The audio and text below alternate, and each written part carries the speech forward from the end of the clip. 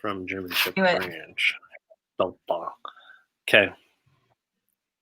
How do we know if we're live or not? Oh, it says live. Okay, so I don't know if everybody can see this. Hello.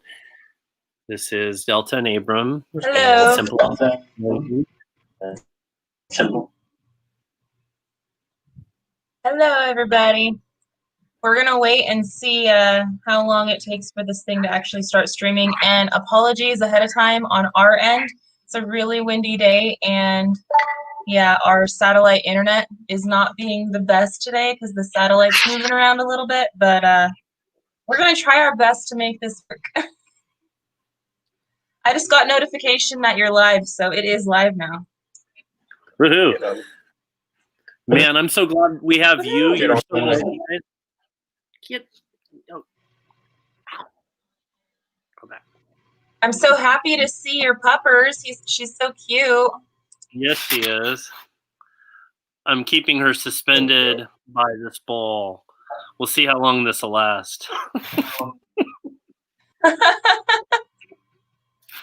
She's very obedient, that one. That's for sure. You've trained her really well. Very obedient puppers. Can almost tell her to do anything and she'll do it. Almost. Almost anything. Yeah, not everything. I got to give her some rewards. She gets pretty good treatment. Okay, so I see that we're coming through great. That's awesome. Hello, everybody. Smash that like button. Hey, everybody. Thanks for coming over. Thank you.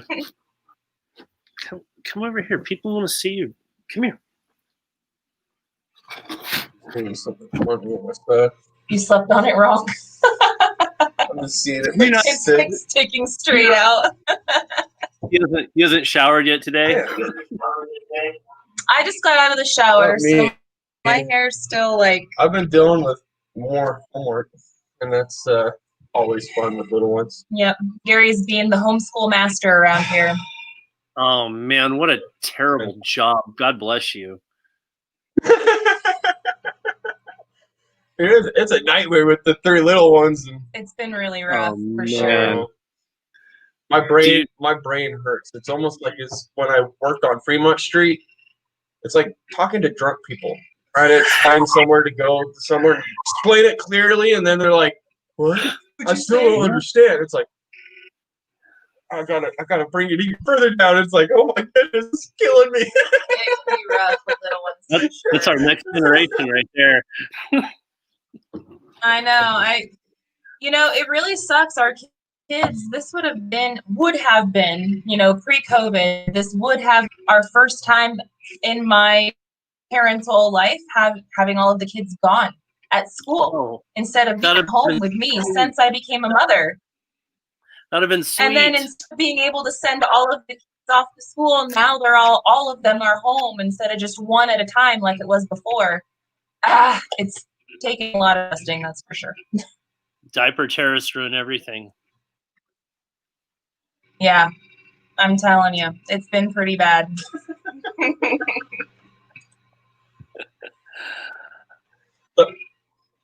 Well, I'm just gonna defer to you. You know about all these live things, so you just conduct this however you think it needs to go. I mean, do we answer questions or do we just chill for a little bit or what? I usually just kind of, for our lives, it's usually honestly kind of a crap show, and me and Gary just hang out with our audience, like people that, watch our videos and stuff. We get to know them better, they get to know us better, and we just kind of hang out. It's like just a hangout. And if anybody has questions, drop it down in the comment section. We'll do our best to check it out and answer it the very best that we can. On my side from the screen that I can see, I usually like to greet everybody, and I can see that Rebecca Stanley was in here, Ms. Kedmar, the Appreciate Tiny House, of course, you're in here, German Shepherd Ranch, and Simple Life Reclaimed, Lila Newton, Jennifer Aiken, I'm scrolling down, Cindy. Like a Bully Homestead, Delta says hi to everybody. Lori Carpe, Denise Beer, hello. And then Paul, I don't know how to say that. Herond. I don't know how to say that. I'm sorry. I probably butchered the hell out of that. I'm so sorry. Correct. But hi, Paul. It's really good to see all of you guys popping in over here. I'm very familiar with a lot of you guys. You guys are awesome. You guys are super cool. I do have a question though. So, what was your first thought moving out to Arkansas when you first got out there? What was the first thing that popped in your head? I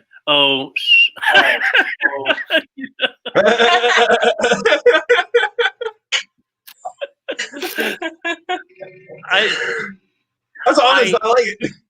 Yeah, I mean, for real. I bought this land and I just came here, and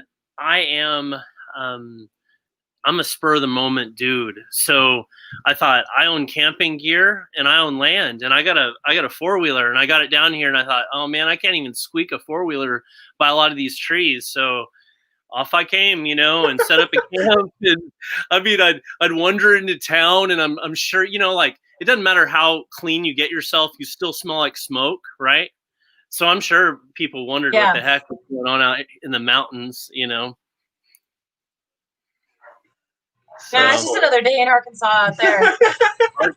Kansas, but I don't know. I guess I had a little bit of culture shock, and then, but then I just really appreciate how people leave you alone up here. Even though it was a little bit hard to make friends at first, people left you alone, and that's legit. When you just want to be alone, that's good. Yeah. I think a lot of people that move from the West Coast to a place like Arkansas, or at least we can speak for ourselves, we're not trying to be in that city life. We want to have the peace and quiet of the forest and see the nature and hear the birds in the morning and the wind blowing through the trees. These are all things that we don't even get. We don't even have trees out here. We got Joshua trees. They don't count. Yeah. So, I mean, I'm looking forward to that culture shock. I feel like Snow White sometimes, I'm wandering around, the trees, the birds, and just, I fall in love with this place every single day. That's totally going to be me. We'll have a lot of vlogs where I'll be starting out. I can already see it now. Oh, man. Hey guys, it's a beautiful morning. Look, a squirrel. There's so much stuff, and it's gonna be awesome, like super cool for you guys, because it's gonna be culture shock, and it's gonna be a dream, and you're gonna be by your act right, and you're gonna be by your family. It's gonna be awesome. Yeah. And for you too, though, you get to be out there and do exactly what you want to do with the dogs. I saw your last vlog where you were like, maybe I should get a stud for her and then just have like a bunch of German Shepherds running around. I say do it. I say absolutely do it. You should have a forest full of just German Shepherds everywhere. I think it'd be awesome. I think that would be, they call it like a dog moat, where you're surrounded, and these guys patrol. They don't roam. So I can literally train a group of these dogs to patrol 80 acres. You could.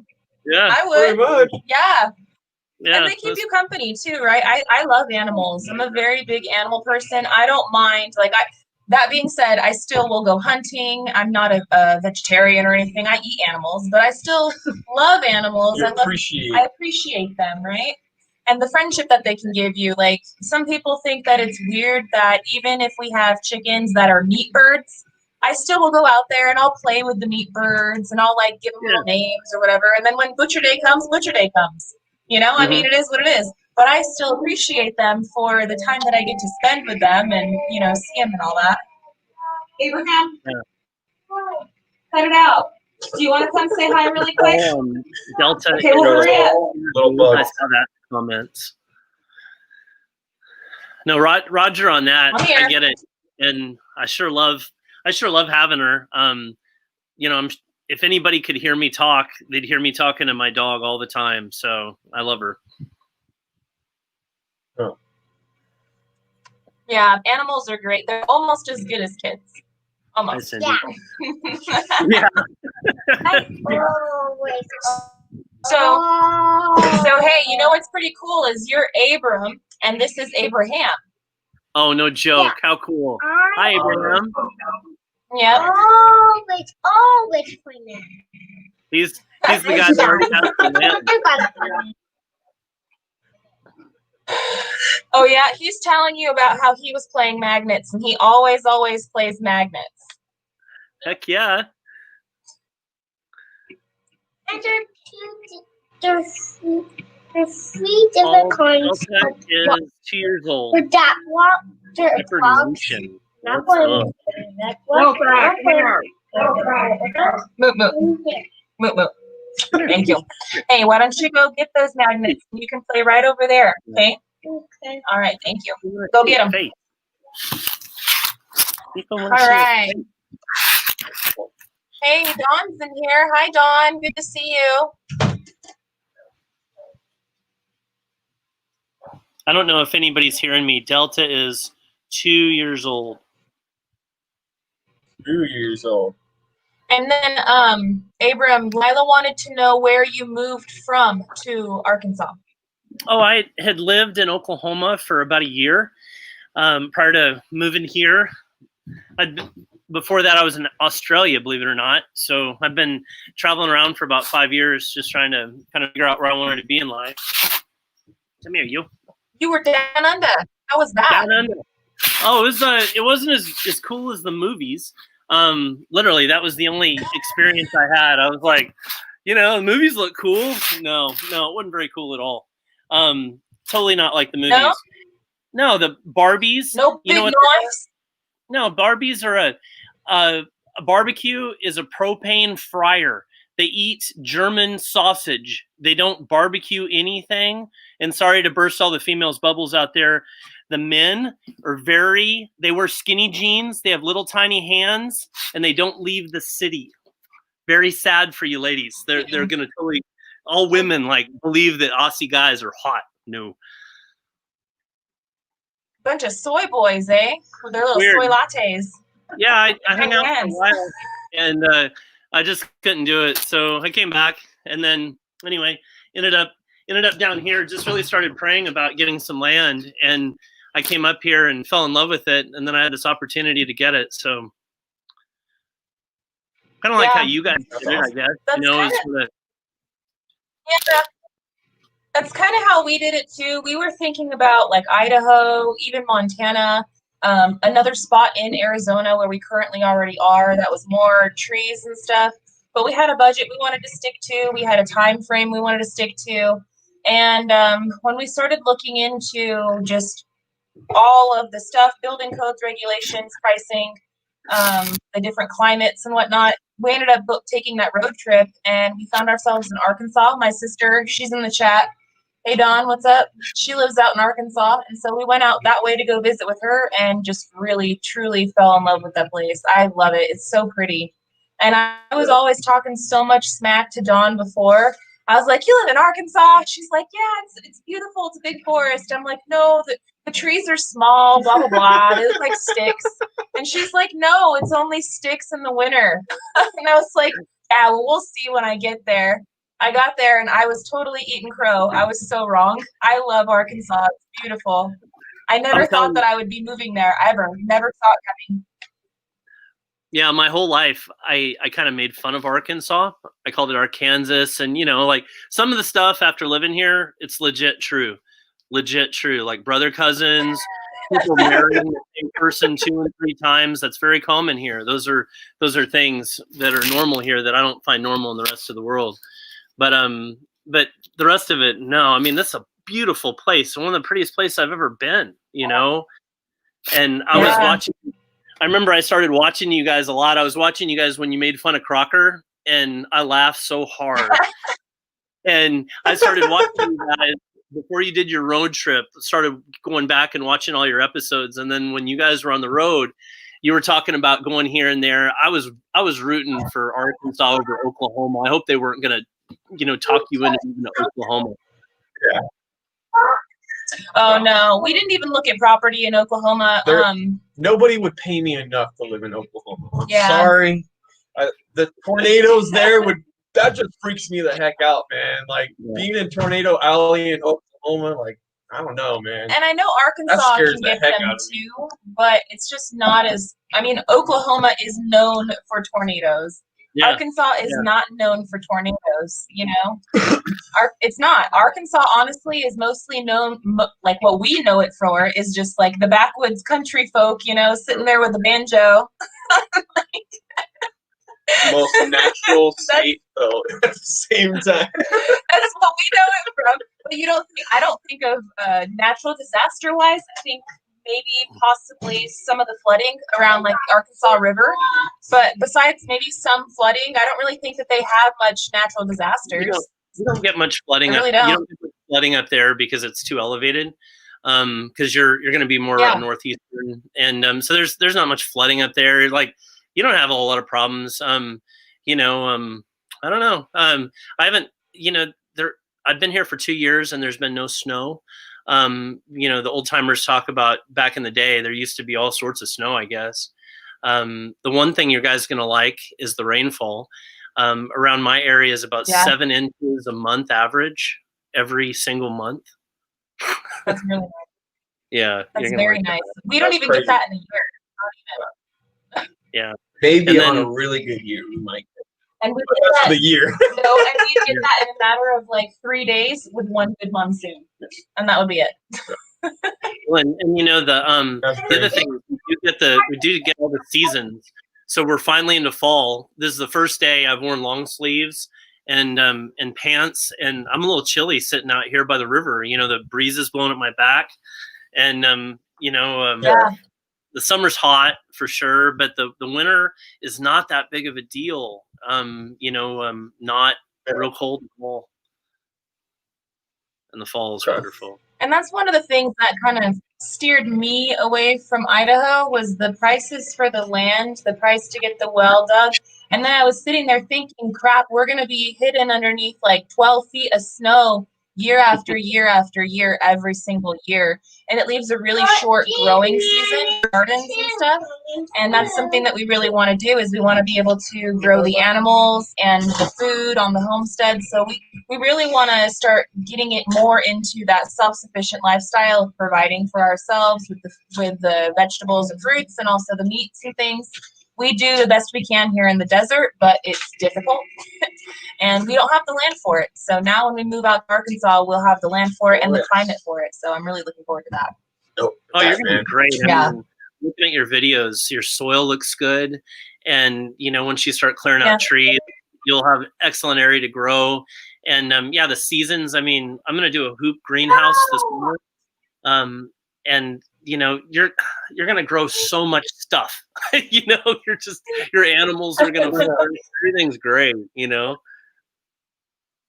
I can't wait for that, honestly. It's going to be the biggest thing for us about leaving, for me, is just leaving, I guess, all the friends that we've made and my parents. My parents still live out here. And so it does make me sad to think about leaving my parents. Gary's parents are just an hour drive away.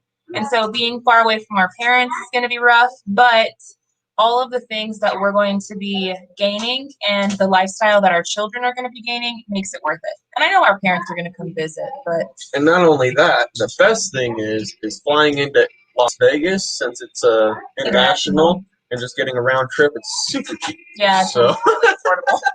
And cheap flights to Vegas all the time. Right. Well, it's I think the thing that you guys are going to notice when you're out here starting from scratch, like I've done, is it takes so much time. You're kind of in your mind thinking about those flights to Las Vegas, right? But I'm telling you, once you start multiple animals and, getting all this stuff in the ground, number one, you won't want to leave. And number two, to get to Las Vegas, you still got to drive to the airport in the 2 hours and, and flying and all that crud, maybe they'll just want to come and visit you. I'm hoping that we can get our. I know my dad's not going to go anywhere. Yeah. I'm going to have to come see him just because he's not going to go anywhere. I can hardly get him to come across the street. But Gary's parents, on the other hand, they might be more willing to get up and go. My mom will come visit, like, without a problem. But she just can't leave my dad right now. What's up, babe? Huh? Okay, no snitching. We're doing a live right now. No snitching. Snitches. Came over to Tattletale.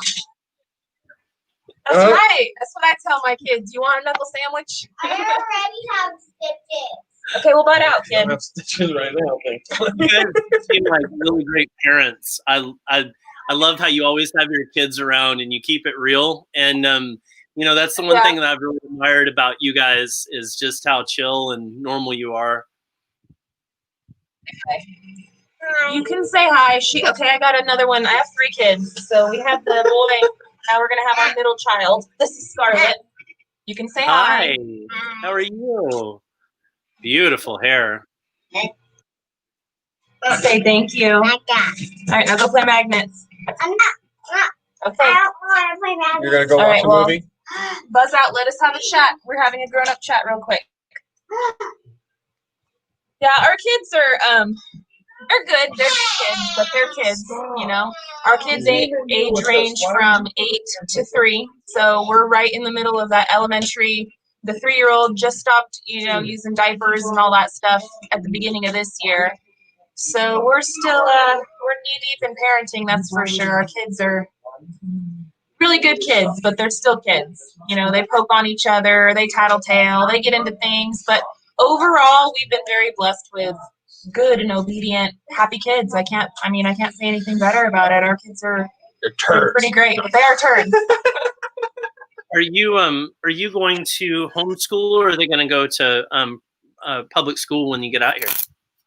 I think from this point forward, until some things get straightened out with everything that's going on in the world regarding the pandemic and just society as a whole right now, we're going to be homeschooling from here on out, unfortunately.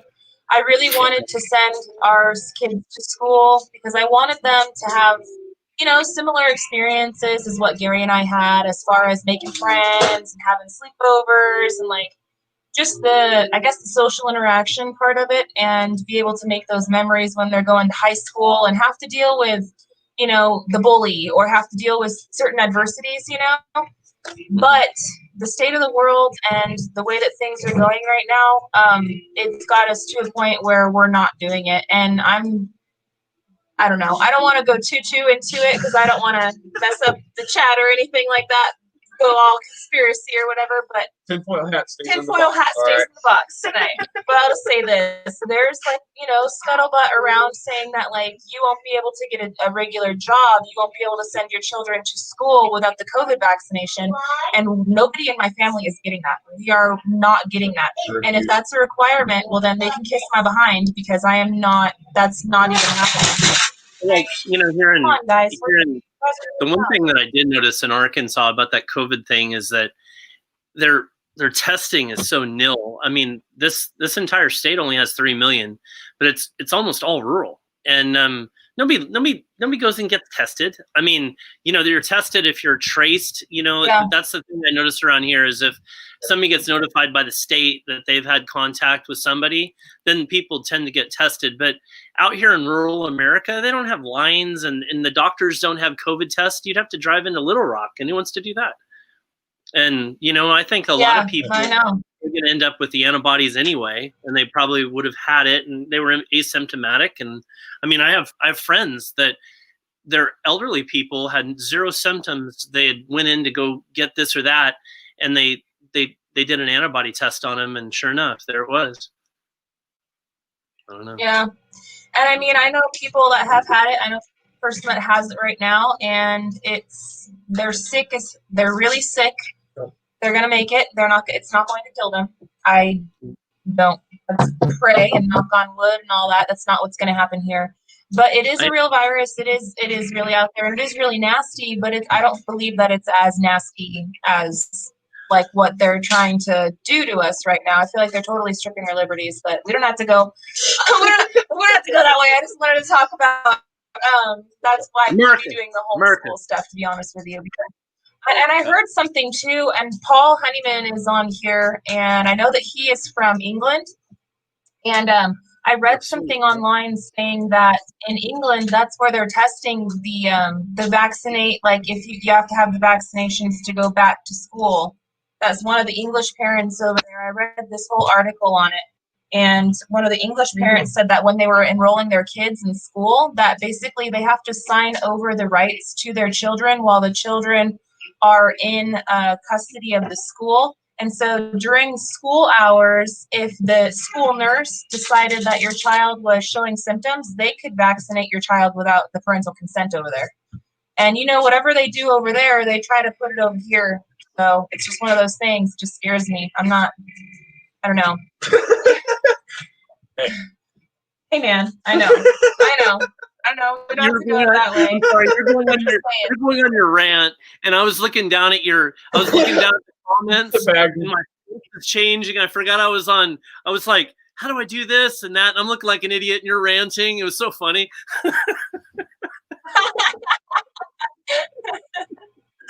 Oh, man. You know, it is what it is. But we'll be more than likely just continuing to do the homeschool. We're trying to get a good routine going on here. We got a pretty good routine. So Gary does really well with doing a lot of the homeschool stuff, and I do all the YouTube stuff. I do all the correspondence and the editing and all that, you know.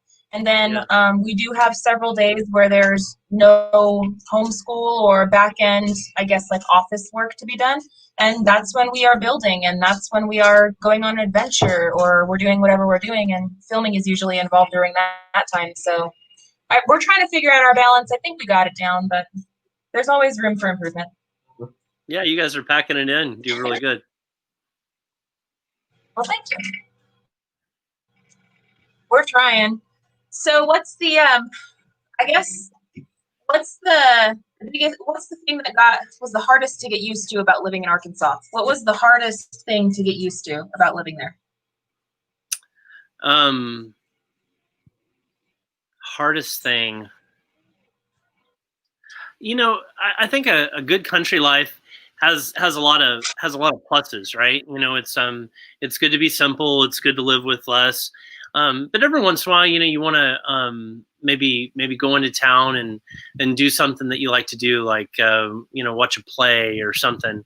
You have to drive really, really far around here to do anything like that, and you know, because there are only two kind of big cities. You know, you got Fayetteville. I think that's close to where you guys are going to be, and Little Rock. And Fayetteville's about 3 hours from me, and Little Rock's about, you know, 2 hours depending. So, you know, like a lot of things that I wanted to do, like, you know, like if you live around a big city, like you guys are from Vegas, at some point, you know, you like sushi, maybe you like Brazilian barbecue. You ain't getting none of that around here.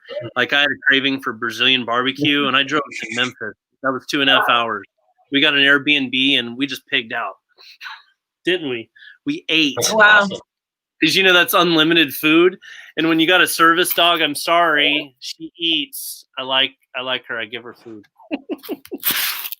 Oh, yeah. People look at me like, dude. And I'm like, look, it's Brazilian barbecue. You know, you got to pay like $40 a plate. When with the two of us eating, yeah, we get our fill. Oh, you're going to get your money's worth, that's for sure. Heck yeah. Yeah. We get our money. We close down the buffets whenever we go with our family. Oh, I bet. We close them down. So what do you guys worry about the most for your move? I feel like for me, what's on my mind right now is the price of wood going up.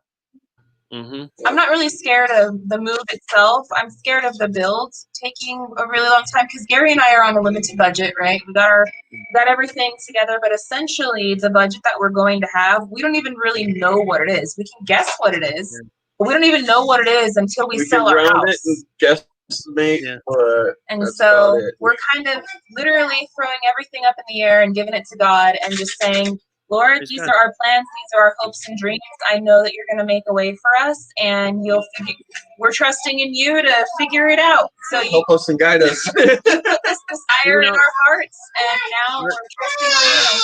Hold on one second. Hey, get out. You guys are too noisy. No. Yeah. Yep. Go. Hey. Hold on, sorry. They started the big squawk, and when the big squawk starts, then the fighting starts, and then it's gonna be a whole thing. So just 1 second. This is why we usually go live so late great at night because we got kids. Pretty soon they're going to know the difference Usually wait. doing a movie and being live. YouTube kids. Yeah. You want to play with magnets? We're doing the best we can. Julia, you want to say hi? This is our oldest. This is Julia. She's Hi, 8. Julia.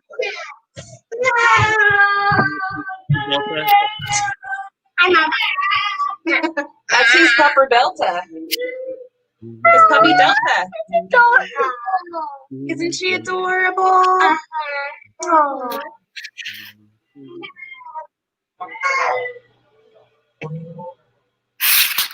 Everyone's saying hi to you, Julia and Scarlett. Oh, hi, girl. Sorry, I didn't.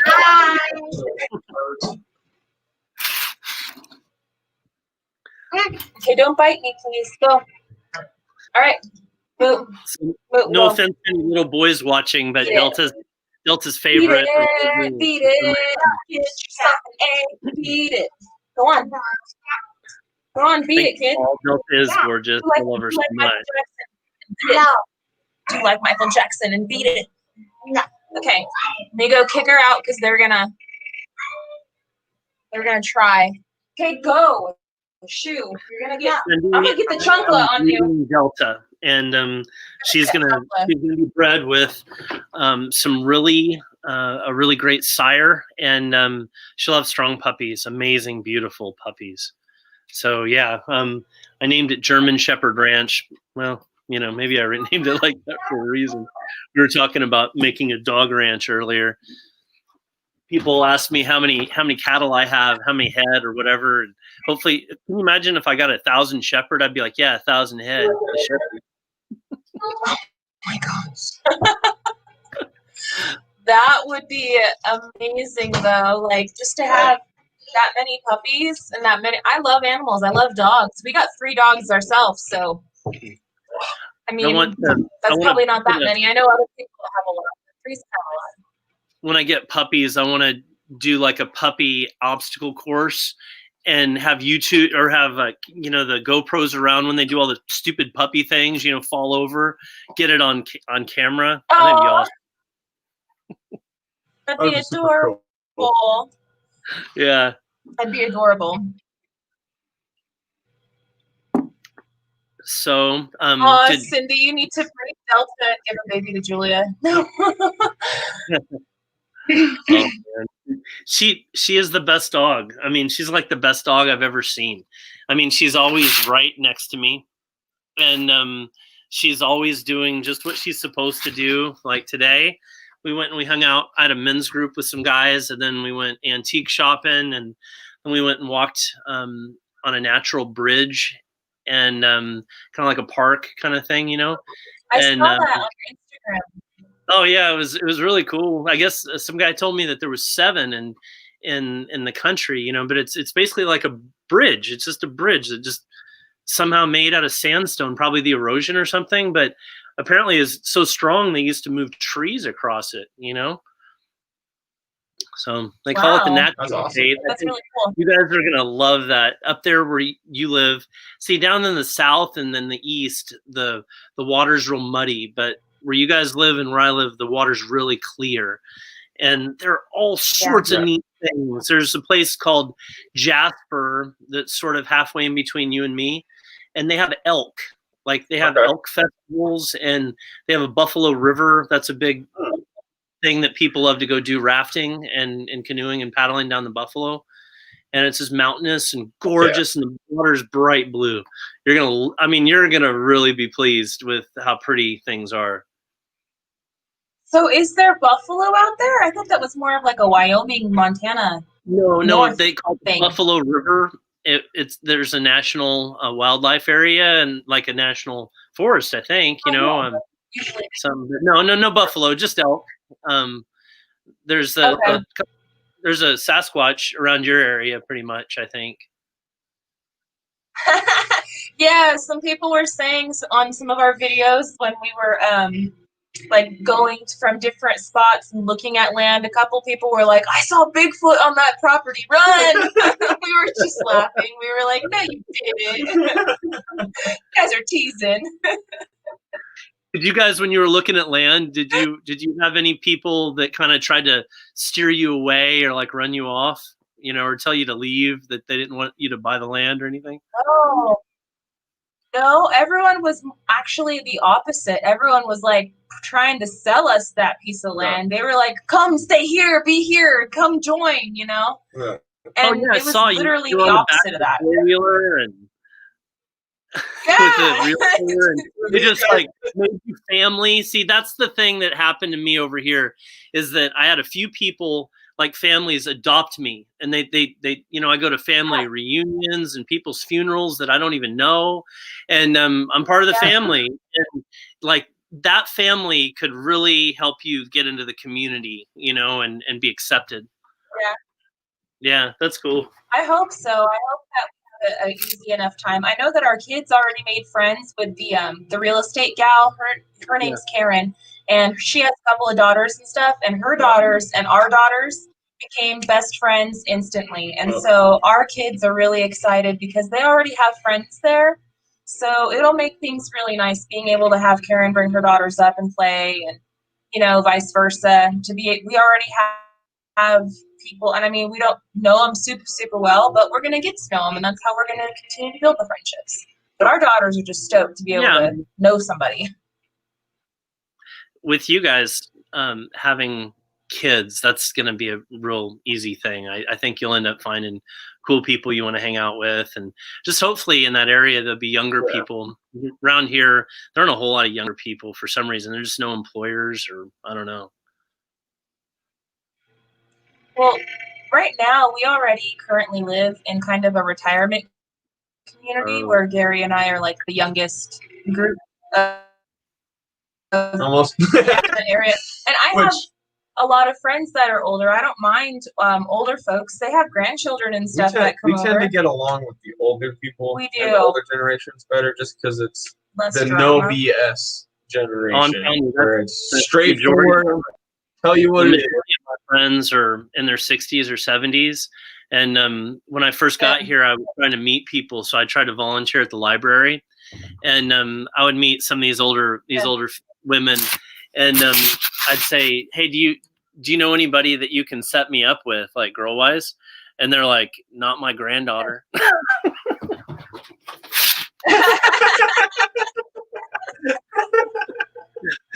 That was a conversation. I was like, girl, that is invaluable information. Thank you so much. I think it's partly too because of like Gary's parents are they're not old, right? But they're older. My parents are not my mom, but my dad's older, right? And so we were raised by an older generation. And so the type of people that Gary and I feel like we are more Gen X versus like millennials, because technically we're millennials. And I'm like, no, we're not. Like, man, but I feel like make me look bad. Yeah, you're making us look bad. Hey, just, you know what? Don't make it an issue, and it won't be an issue. So when people ask you how old you are, just tell them 45. Right? I'm old enough. Don't ask me. Right? I don't know. What year is it again? But yeah, my dad was a war baby, right? Right.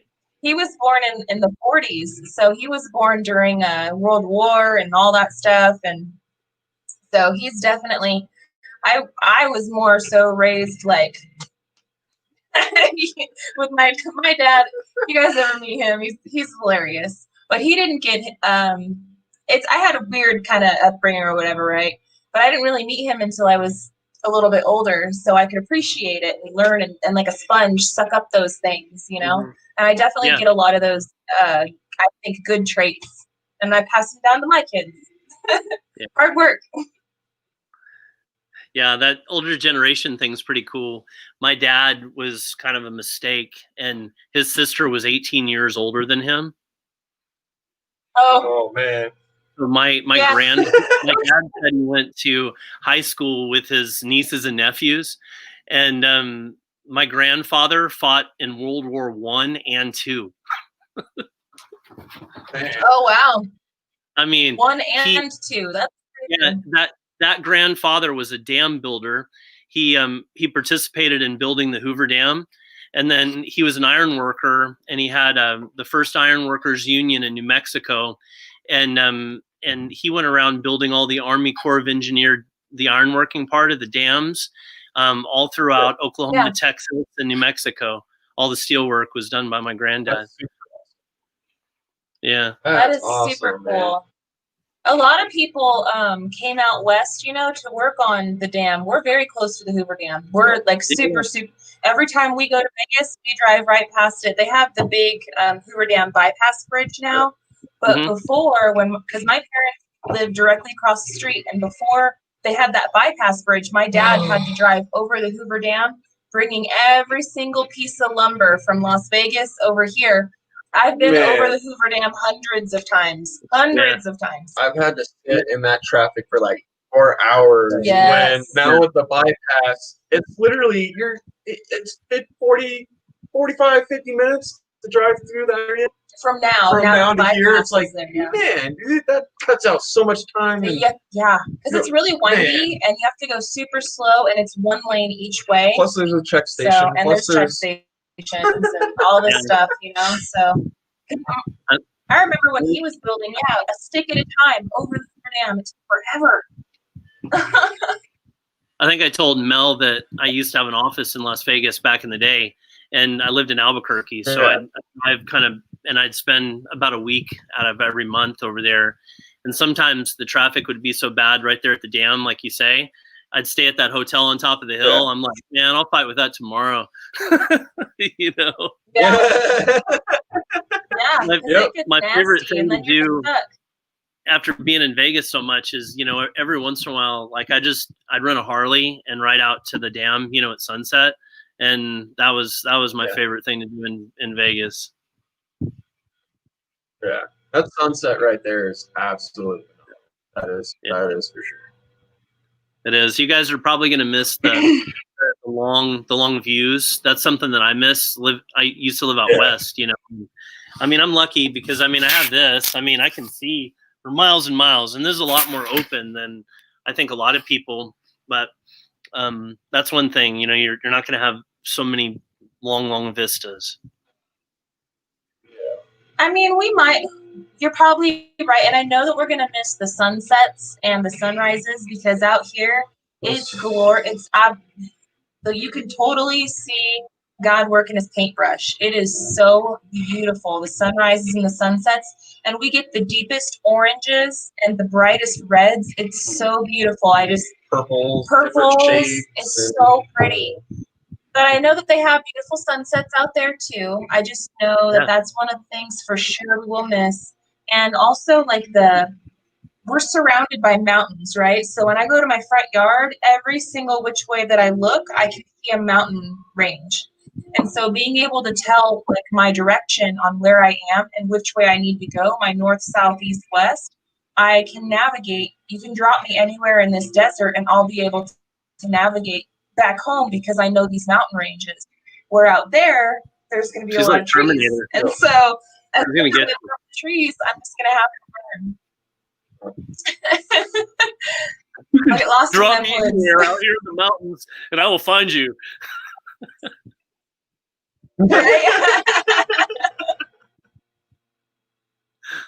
Man, she is awesome. I'm looking forward to learning. She's intimidating as hell. I'm looking forward to learning about a lot about the different natural things that I just don't know about. A lot of the different nature things that we've just never experienced. The very first time that I ever seen in my entire life an actual real life firefly was when we went out to Arkansas. I had never seen one before. I seen them in movies, I seen them in cartoons, but I never saw one. And there's a lot more insects and just animals, and there's just everything is going to be completely new for us. So what was going from New Mexico, what was the biggest learning curve for you out there? How many times have you come across bears on your property? Or anything that's really life-threatening? I have a couple bear that live in my canyon, and I have a few caves. And several of the people around know that their bear there, big black bear, and they just kind of they go into the caves. They're Indian caves, from way back, Osage Indians, and the bears live there starting in the late fall and then the winter time, and then for some reason in the spring they seem to cross the river here and live in this whole other area as a wilderness. Nobody lives there in front of me, so that's kind of the thing. But yeah, you just got to be careful. I mean, there's mountain lions. A lot of people, nobody gets goats around here anymore because they get eaten by the bear and the mountain lion. But that's why I'm gonna get these dogs trained up. I'll have 4 or 5 of them before I start having a decent amount of livestock. But they'll be legit protection animals. I mean, a group of 5 shepherds will. I would take 5 shepherds over there. Yeah. Yeah. I think that for a while, I know that a lot of people, as soon as we get there to Arkansas, a lot of people are going to be like, all right, start piling on the animals, and let's see you sawmilling, and let's see you tending to all these gardens and all these animals while you're building your house, and chop, you better be homeschooling. And dude, I'm not moving out to Arkansas so we can be stressed out. That's not why. That's defeating the entire purpose. I'm not moving out there to be stressed out. We're moving out there to get rid of stress. And so we're going to be doing things one thing at a time. Top priority is going to be building the house. I don't plan on getting a bunch of animals right away. We might have a small garden, like lettuce, lettuce, tomatoes, small things, right? And we're just going to be focusing on building the house first and foremost, I don't want to overwhelm us, because the whole point in moving out there is to reclaim the simple life. That's why we're Simple Life Reclaimed. We're trying to just lessen the stress and lessen everything. One thing at a time. Yeah. And so I don't want to disappoint any of our viewers, so to speak, but I also want to keep it real with everybody. We're not going to be piling all these things on ourselves right away. These things will come in time, but we got to focus on getting that house built, and then it'll be okay. Now we can start getting back to our the basics with animals and having these huge amazing gardens and stuff. But if we're just living out of a trailer, the trailer is an end game. The trailer is temporary housing. We're making it really cool and nice so we can live in it, right? But that's not our goal. Isn't just to live in a trailer in the forest. I don't know. Not forever. For a while it's nice, but not forever. Not with 3 kids. Gary's over here like, shut up, Melanie. It's so funny. You could just let her go. She'll explain all angles of the conversation and then go back in a circle to where she started from. Hey, the squirrel's running the show, okay? The squirrel and then, holds the and idea. Then she accuses everybody of hating her because they observe her behavior. Yes. Yes. Well, no. No.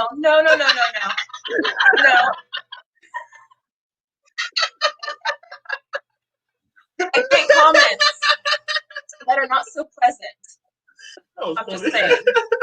Oh, sorry. Hey, so when you guys get to Arkansas, and we'll hang out, and when you guys get to like a critical phase in your building or whatever, I'll come and hang out with you guys for like a week and bring all my tools and help you do it. That'd be awesome. Yeah, man. That'd be super cool. Super down for that. And likewise too, if we're out there and you need help with anything, we come with a package deal. We do come with children, but we'll be there and we get a lot of work done. Yeah. Well, that's the thing, that I noticed, that when I get help over here, I am so effective. Just even if I had somebody just to hand me stuff, but to get somebody that helps the skilled person, oh man, it goes quick. You know what I mean? You can, when you don't have to coach people and go back and check them, they'll just really, they'll really get to it. Gary and I are both the kind of people where it's like, if you show us how you want something done and you show us and explain it to us fully, just tell us exactly what you want us to do. Don't skip any steps. Tell us exactly what you want from us. We'll do that. And we'll get it done. Just like Mo with the fence build. Tell us how to do it once.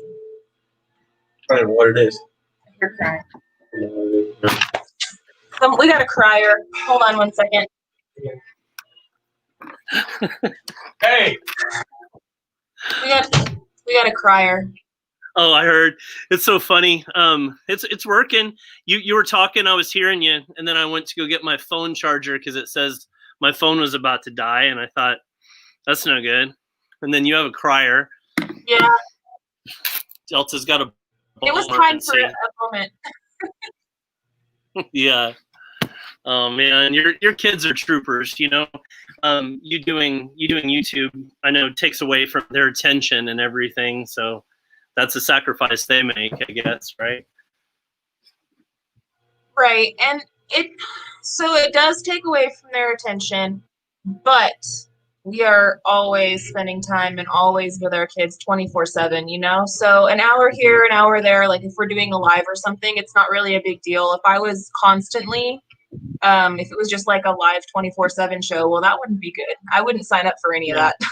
Nobody needs to see the squirrels running the show for 24/7. I'm sorry. It would just be just a bunch of nuts on the screen. That's all it would be. Yeah. You guys are going to do great when you get out here. You know, you just need to define your boundaries, right? You know, how you were talking about not stressing yourself out. And, you know, what I noticed with myself is it wasn't anybody stressing me out. It was me stressing me out. So what I had to learn how to do is just release the expectation I had on myself to overperform and really kind of keep my mental things squared away and relaxing and taking advantage of opportunities to go hang out with people and get to know Arkansas, you know, because when you first get here, you know, it's all brand new and you want to check it out. And you guys are really close to a lot of stuff, you know, so you want to take those 2 and 3 day weekends and, you know. Oh, for sure. And there's going to be times too where we're waiting on a concrete truck to come and pour foundation, or we're waiting on, you know, the well people to come and drill the well, where we're going to have to, because when we move out there, it's just kind of like how you know, you buy raw land and you have to develop it. We have kind of a road going into our property, but it's not like a real road. It's just kind of where people have cut out and they've driven down it, but there's overgrowth on there. We're going to have to widen it a bit. And I'm sure after these hurricanes and stuff like that and all the water going through, we're going to have to pour some rock and stuff because like I'm just trying to imagine getting certain vehicles up there that I know that we're going to need for the construction or the deliveries of certain things. We're going to do a Quonset, right? So those steel beams we're going to need delivered to the site. So yeah, we're going to have to clear the road. I had my bulldozer work is about $100 an hour, and I got really lucky. I stayed up really late praying about my bulldozer work because that's one of those things that could have cost a zillion. Because I have about a mile of road and it's rocky. I mean, like Rocky Don't Move Rocky, kind of rocky.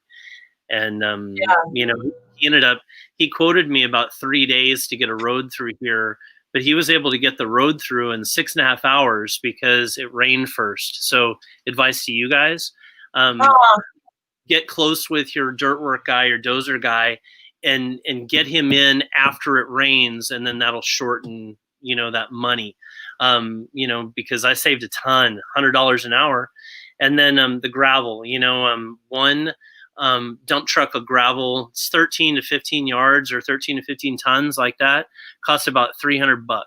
So on my driveway, I got 25 loads, and I was good then to get the well truck and like the well truck's a 50-ton trunk, but you know, once you start getting your electrician, you'll have a co-op, you know, for your electricity, and those guys, every single one of those dudes drives a ladder truck that's 30 tons. They're going to end up running up your driveway, and you'll have to come over it with more gravel, you know, after you get the place built. But you know, just having a good base, you know, it was essential because a lot of what I have is clay.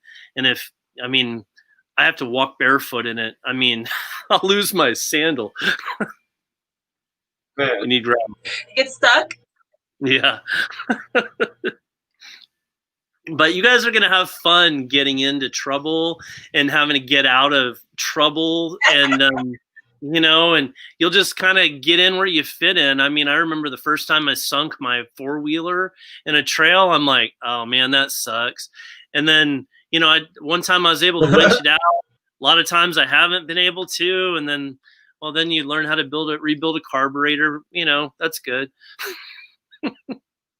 But at least I have this guy because he is pretty handy with most things. Like Gary is, I don't know how to explain. He's pretty good at a lot of stuff, man. He can do the plumbing, the electrical, the mechanical, the building. He could. The only thing that he can't really do, I'm sorry, babe, but he's not a really good cook. Sorry, baby. Holy cow, he's a super husband. He's a super dad educator. He can do most. Holy cow. Full-time job. I mean, you guys kick butt. You're a great team. I mean, that is the one thing about like the whole homesteading thing, having a helper, like you guys help each other. Oh man, that's going to make it a lot easier on you guys for sure. Yeah, I couldn't do it without Gary. It would be. I couldn't do a lot of things without you either. Difficult. I don't see how I could. I mean, when there's a will, there's a way, but I wouldn't want to do it without Gary. Paul asked if I got the screen. Paul Honeyman wants to know. Gravel. Oh, you're reading it too. I don't know what he's talking about with screen. I just the process was bulldozer. I mean, he came through on basically the same trail that I cut with a chainsaw and a machete. So he just widened it, knocked down trees, kind of scooted them off to the side. And then he dumped the gravel with his dump truck. He didn't even use a spreader. My friend Larry, he's in some of the older videos. He actually plays country music. He's super funny and cool. He's just like a tactical dump truck driver. He just spreads it while he's driving, and that's it. You don't need nothing. So that's how it worked. That's awesome. Heck yeah. Yeah, I'm sure that we're going to have a lot. Yeah. You get a Rolodex going like Black Books, you know, and these friends, these families that kind of take you under their wing. Like I can call the Hazelwoods for anything. I mean, locksmith, you know, somebody that has a forestry mulcher, you know, somebody to help me fix my truck, you know, write it all down. Because you'd be like, you don't know anybody, you know, and that'll be, you know, they'll tell you maybe where to shop for your lumber. I heard, you know, before the kid was crying, you were talking about the price of lumber and being concerned about it. I understand the price of that USB is crazy. You know, it doubled and, you know, went from $17 a sheet to over 40. I mean, that's something. Crazy. Are you guys going to get a sawmill? I'm thinking about it, and if prices keep going up the way that they are, and I don't see the prices going down. Honestly, I do. It's just like the toilet paper. I mean, yes, but you also have to think about all the fires. I mean, honestly, a lot of the wood is coming from Idaho, Montana, Idaho's Washington. Not on fire, though. No, Washington, like that forest range area in Oregon. No, not yet. Not at all. Not going to. We're having a lot of really funny, I mean, staying off the conspiracy theories and all, but I mean, we got a shortage of coin. We ain't got no wood. Everything doubles. Like, it is kind of wacky out there. You know what I'm saying? It is. Yep. And that's the thing that makes me wonder, in a sense. I'd go for the sawmill. And we will probably... I mean, we might, but there's certain things that you can't even do with a sawmill. Like, you can't make OSB board with a sawmill. No, but I can make plywood, depending on how thick. Make a solid piece of plywood. If it's a big, long tree, it's so big. But then I can also cut it and put it together and glue it all together. Gary, I trust you and I trust your vision. I just know that I can't see those things the way that my brain works. I can't see that. Shiplap. Yes, baby. Yes, one big sheet. You're not. How are you going to make a big giant sheet out of a sawmill? I don't see it. I don't see how you make wood from a tree. I just don't see how you do it. Maybe I'll have to watch. I don't know. I'll find out. I don't know. I support you in any decision that you want to do. Don't waste all our money playing on stuff that, don't make it be like the boat, Gary. Use it once and then it never gets used again. God. She's on me and she's on one. Wow. I can't wait to go back and watch this. Like when I'm not acting in it. That was so funny watching that. You guys are hilarious. Watching it. No, we haven't been married for 10 years or anything. Nah, we're okay. We haven't been married forever. Oh, you guys are so cool. I can't wait till we hang out. And I just wish you guys blessings on your new thing. And I know it's hard when you got to leave things behind and say goodbye, but when you close a chapter, another one opens, that kind of thing, And there's some like high school graduation music playing in my head right now. It sounds pretty good, Yeah. It's that vitamin C graduation song. Oh, yeah. And hopefully you guys don't move out to Arkansas and start doing a vlog where you're crying every day and you hate it. Hopefully you just love it and everything works out. Yeah. We might now have to do a gag for it just because. Right? Don't you guys watch some of these other I'm sitting there Don't you guys watch some of these shows where you're like, you watch them because they travel around and then like every once in a while they're like, I ruined my relationship with my boyfriend, and then like I'm like, what just happened?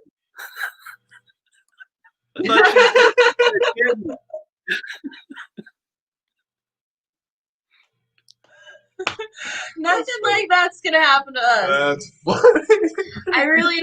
I don't foresee any of that happening to us, but I mean, anything can happen. Not between me and you, we're fine. We bicker, we're married, that's all we do. But I was talking to one of my subscribers, and she suggested that I do like a Blair Witch type of thing out in my canyon, and I thought, ooh, that sounds interesting.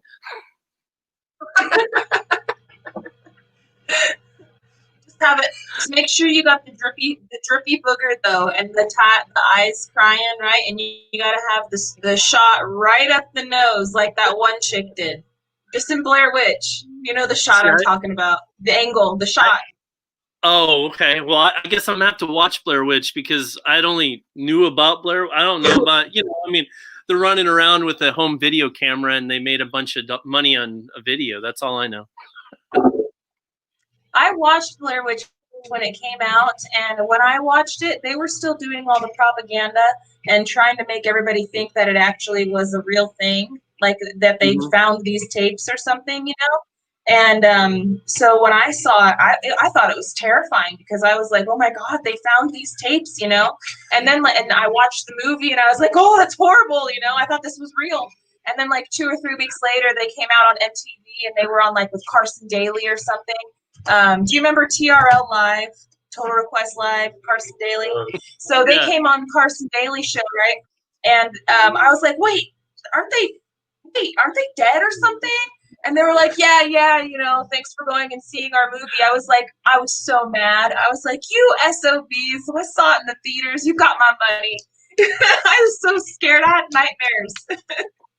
That's funny. But, I can see myself definitely doing something like that. Like, I want to learn how to weld. Of course, I need to learn how to weld for lots of reasons, right? But the main thing I have in my head about why I need to weld is I'm going to make a scary 9-foot chicken, and I'm going to hide him in the woods right as you come down my big, big hill and you turn. It's dark and creepy, and then that chicken's going to be right there, and people are going to be like, "What?"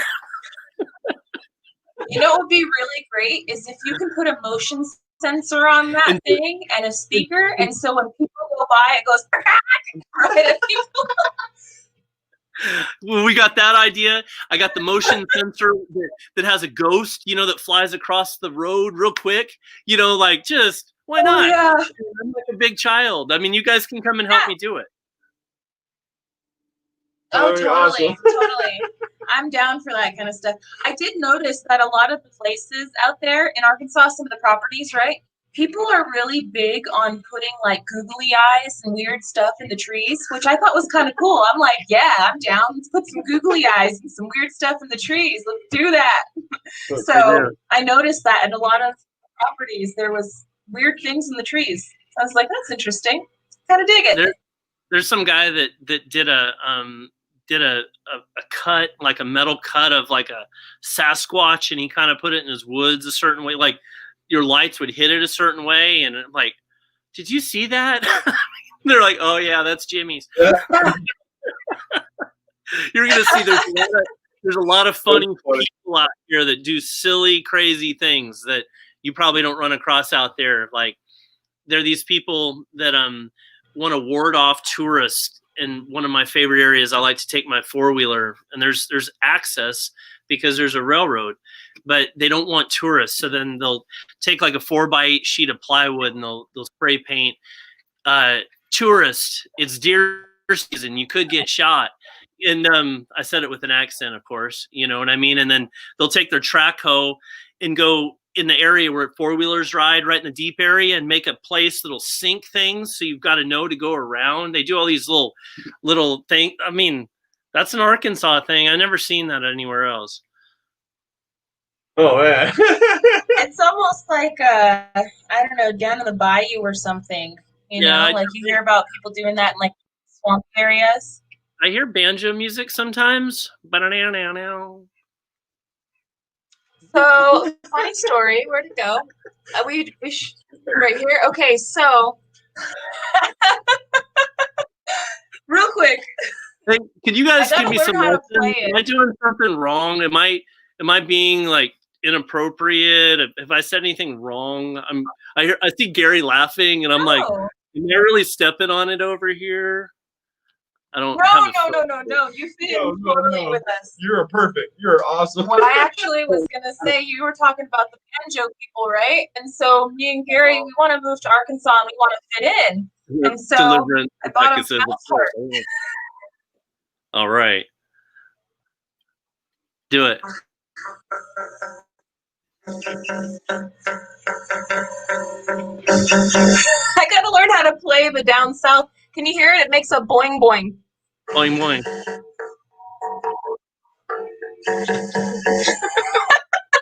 You know, like the boing dong dong dong dong dong dong dong. I gotta learn how to play it. But I need to find somebody that plays the banjo. I'm gonna learn how to play this thing, and we're gonna get Gary on the spoons, and we're gonna be over here, our little backyard Arkansas band. I've seen some people doing spoons. Like, there's a place called Mountain View that I love going. Hippies are up there, and they have the National Bluegrass Festival, and they play spoons, and it's awesome. And you can find anybody to teach. I want to learn. Yeah, I'm gonna start taking guitar lessons from a high school girl, and she plays the guitar and the banjo. Like, you can get lessons from anybody to play anything. And you go to people's barbecues, and they'll bust out music, and people start clogging. They'll get out clogging shoes. That you know, like. Hell yeah. Here, you know? Hell yeah. I'm all about it. I'm serious. I'm like, at first people were like, are you making fun? I'm like, no, like legit, I'm not making fun. I want to be fully immersed in that. Like, just take all of that and help me with it, because I want to be a part of it. That's why I'm moving there. I know what it's about, and I want to be a part of it. I want to come right up in it.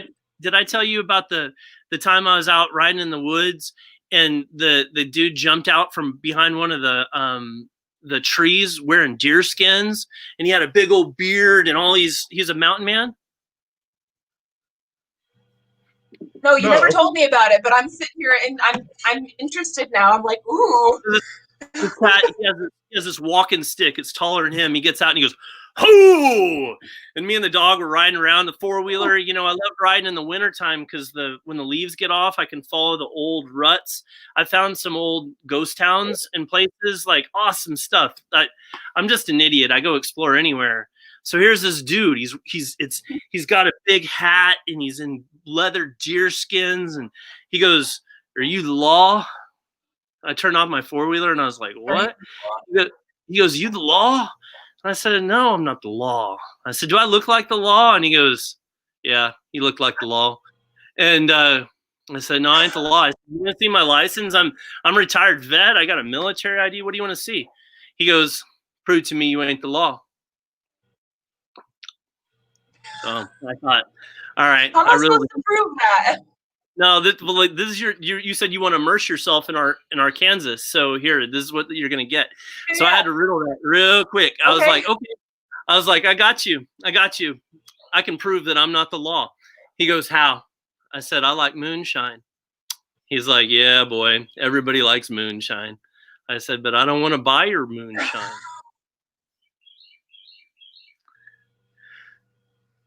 So then he says, you got me. That was clever. I said, what was clever is that now I get to drink the moonshine for free.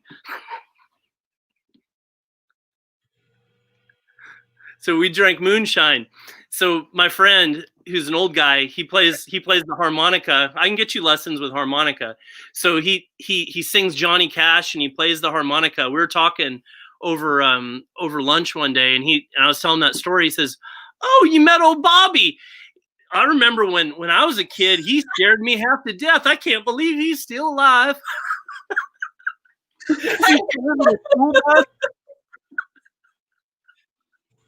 He says he does have some good moonshine, don't he? I said, yep.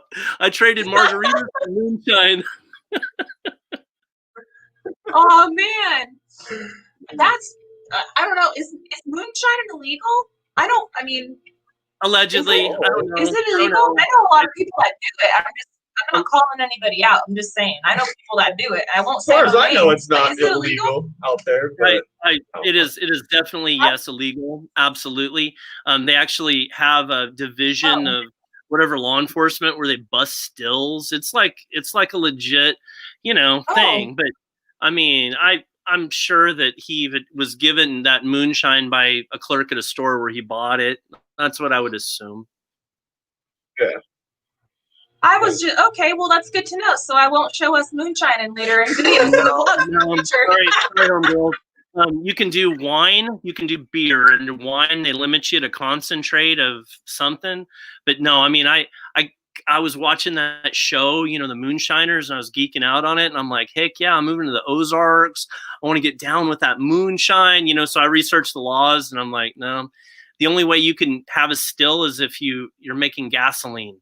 So you have to get some sort of permit or something, and you have to certify that you're making gasoline, but then you're probably going to have your place inspected, I would assume, if you get that permit. Yeah. Oh, wow.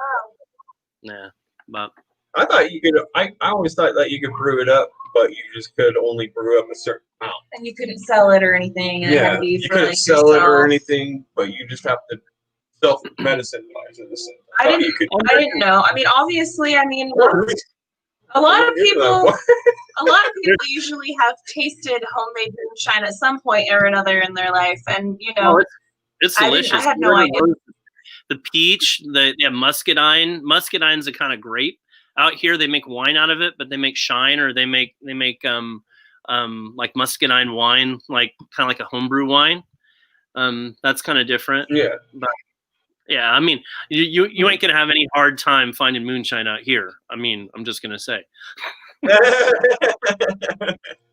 Well, we're gonna have so many blackberries, right? And so I'm thinking of all the different things that I could do with all these blackberries. Mm-hmm. And I was like, ooh, blackberry moonshine. Well, I gotta scratch that one off the list. That one ain't gonna happen. How about some blackberry wine, blackberry cobbler, the jams? I'm gonna be blackberrying it up because there's just.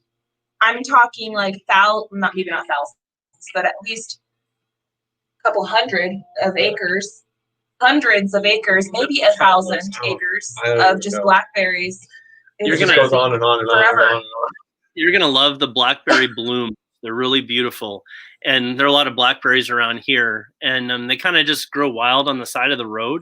So I don't even dedicate any of my area for blackberries. I'm just gonna go let them grow on somebody else's land, and I'll pick them over there, Yeah. Well, on our property, when you're going up what is going to be the driveway up to where we're going to be building the houses and stuff, you have to pass under some really big high voltage electricity wires, and right by those high voltage the easement, right. Yeah. Yeah. Well, you know what? Right where that is, that's where all the blackberries are. Well, you know what a lot of people do around here, that's where they'll put their deer feeders, because you got a really easy line of sight, and then you got woods, and then they're already out there grazing anyway. So you put a salt lick and a deer feeder, and you're golden. You know, like you've got deer aplenty if you hunt. I mean, I don't know. Maybe you guys are and that vegan. is something that we will for sure be doing. Nah. No, we love all meats. I'm a good hunter. I'll just say that. Yeah. We got videos of me. Actually, people really did not appreciate this one, but me and Gary went. Some people appreciated it, some people didn't. But we went out here. There's not a whole lot to hunt, but you can hunt rabbits pretty much as much as you want. You can have as many rabbits. You can get as many, and there are a ton of rabbits. And so we went hunting rabbit. And I did a video on it and stuff, and I just was out there. I shot it, and right while I was out there, I took a knife and I gutted him right there. And we had rabbit tacos for dinner that night. It was delicious. Yeah. I have no problem with it. I actually started hunting in Arizona when I was in 8th grade. My dad got me a 20 gauge, and my dad didn't hunt, but my neighbor hunt quail, and I love quail. And we go out there in Scottsdale. I lived out off of Shea Boulevard, like way out there. I mean, back when, I'm older than you guys. I'm 46. So that was back in the day, you know what I mean? But that was the end of Scottsdale, and that's where I'd hunt. Yeah, we have a lot of quail out here too. We don't hunt them because, to be honest with you, with our family size, we can. Well, we can, but with our family size, I'd have to kill an entire cubby just to feed us for dinner. What is that? I'm gonna try to grow quail here on the land just because I love them. But there aren't a lot of quail out here. There's dove. I don't really like dove that much. Of course, you got your ducks and your geese and all that. But yeah, you're not going to find many quail out here. I'm not sure where people go to get quail. But ducks are real big in the wetlands out here. So on the eastern part of Arkansas and the southern part, duck hunting is real big. And of course, down anywhere there's water, I guess. But I like duck. I think that duck tastes good. Gary does not like duck meat. He's not really a duck fan, but I like it. Like the swamp. If you the one way that I really love to eat duck is when you breast it, you just pull it off, and then when it's fresh, you cut it up and fry it in bacon grease. So like I call it like duck bacon, and I can eat that all kinds. That's delicious to me. Okay. You just might that not might like. Be the way that I want to eat it right there. That sounds good. He's only tried it the one time we raised duck and we butchered them and we ate them, right? And we cooked it in 2 different ways. We cooked it like a duck ella orange or whatever, right? We stuffed it with oranges and used like a honey walnut glaze and stuff on there. And I thought it was super good. And then the other one was seasoned more kind of like how you would season a chicken. And they both went into this roaster and they were cooked that way. It was I thought they were good. Gary was just not a fan of it. I like duck made like the Chinese way, like where it's really sweet but spicy. I like that. I don't know. It's like got a red sauce on it. I've never made it, but I've had it in restaurants. It's so good. What is Paul saying? Please remind Mel to take the duck over to Roxanne's. Okay, yes. I will. I don't know what that's about, but your sister also wants to produce wine aplenty. She wants wine and blackberry wine and wine. I noticed that. I will be bringing them the duck because Roxanne and Anthony, they want to do duck, orange duck. But I was just talking about. I can't duck orange. And I still have duck in my freezer. And I've never been like a super duper. I love duck hunting. It's fun getting down in the water and, like being there at twilight and shooting those suckers. I love it, and I like duck bacon, and my dog loves duck. Okay. The dogs have always loved duck, and that kind of goes with their dog food. So that's how the duck gets down, or I make jerky out of it. Yeah.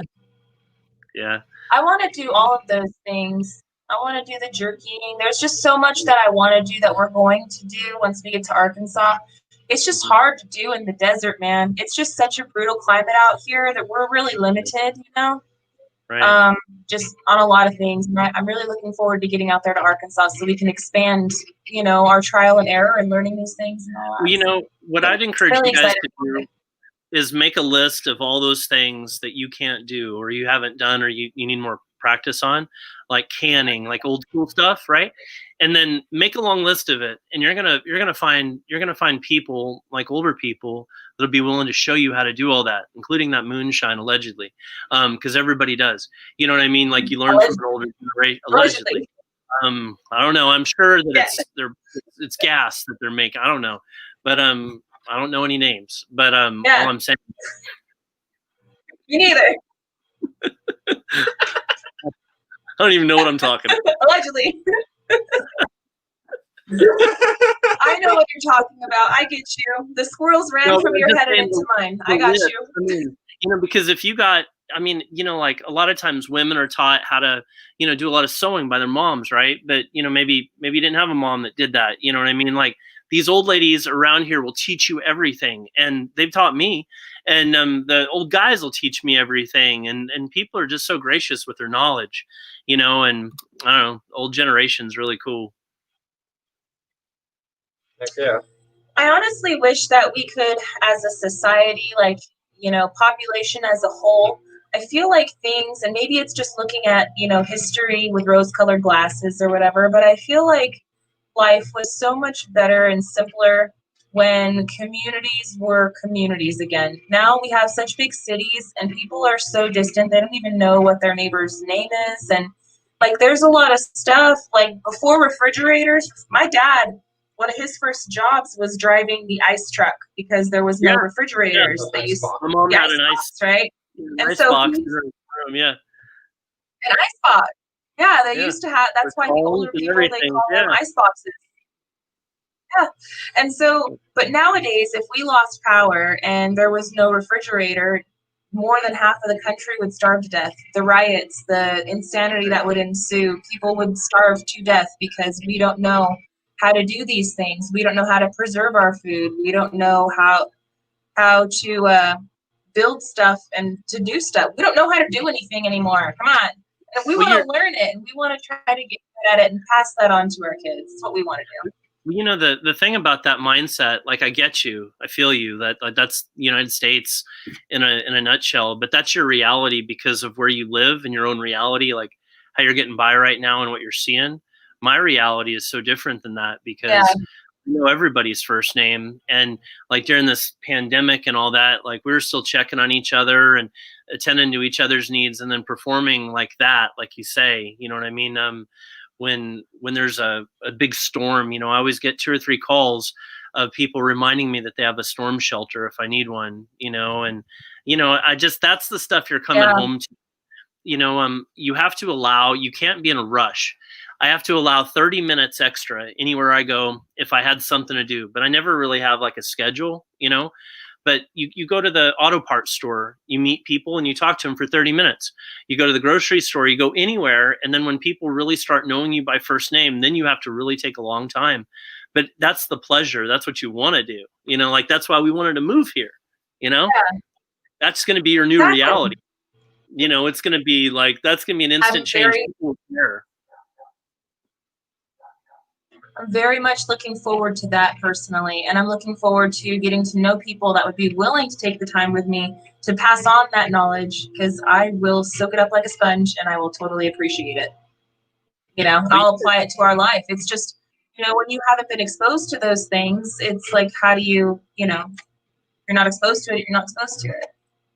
Well, you guys are so giving. Definitely. You're helping me out with all this stuff and this collab and how to do this and how to do that. It's like I can tell you guys are like pay it forward people.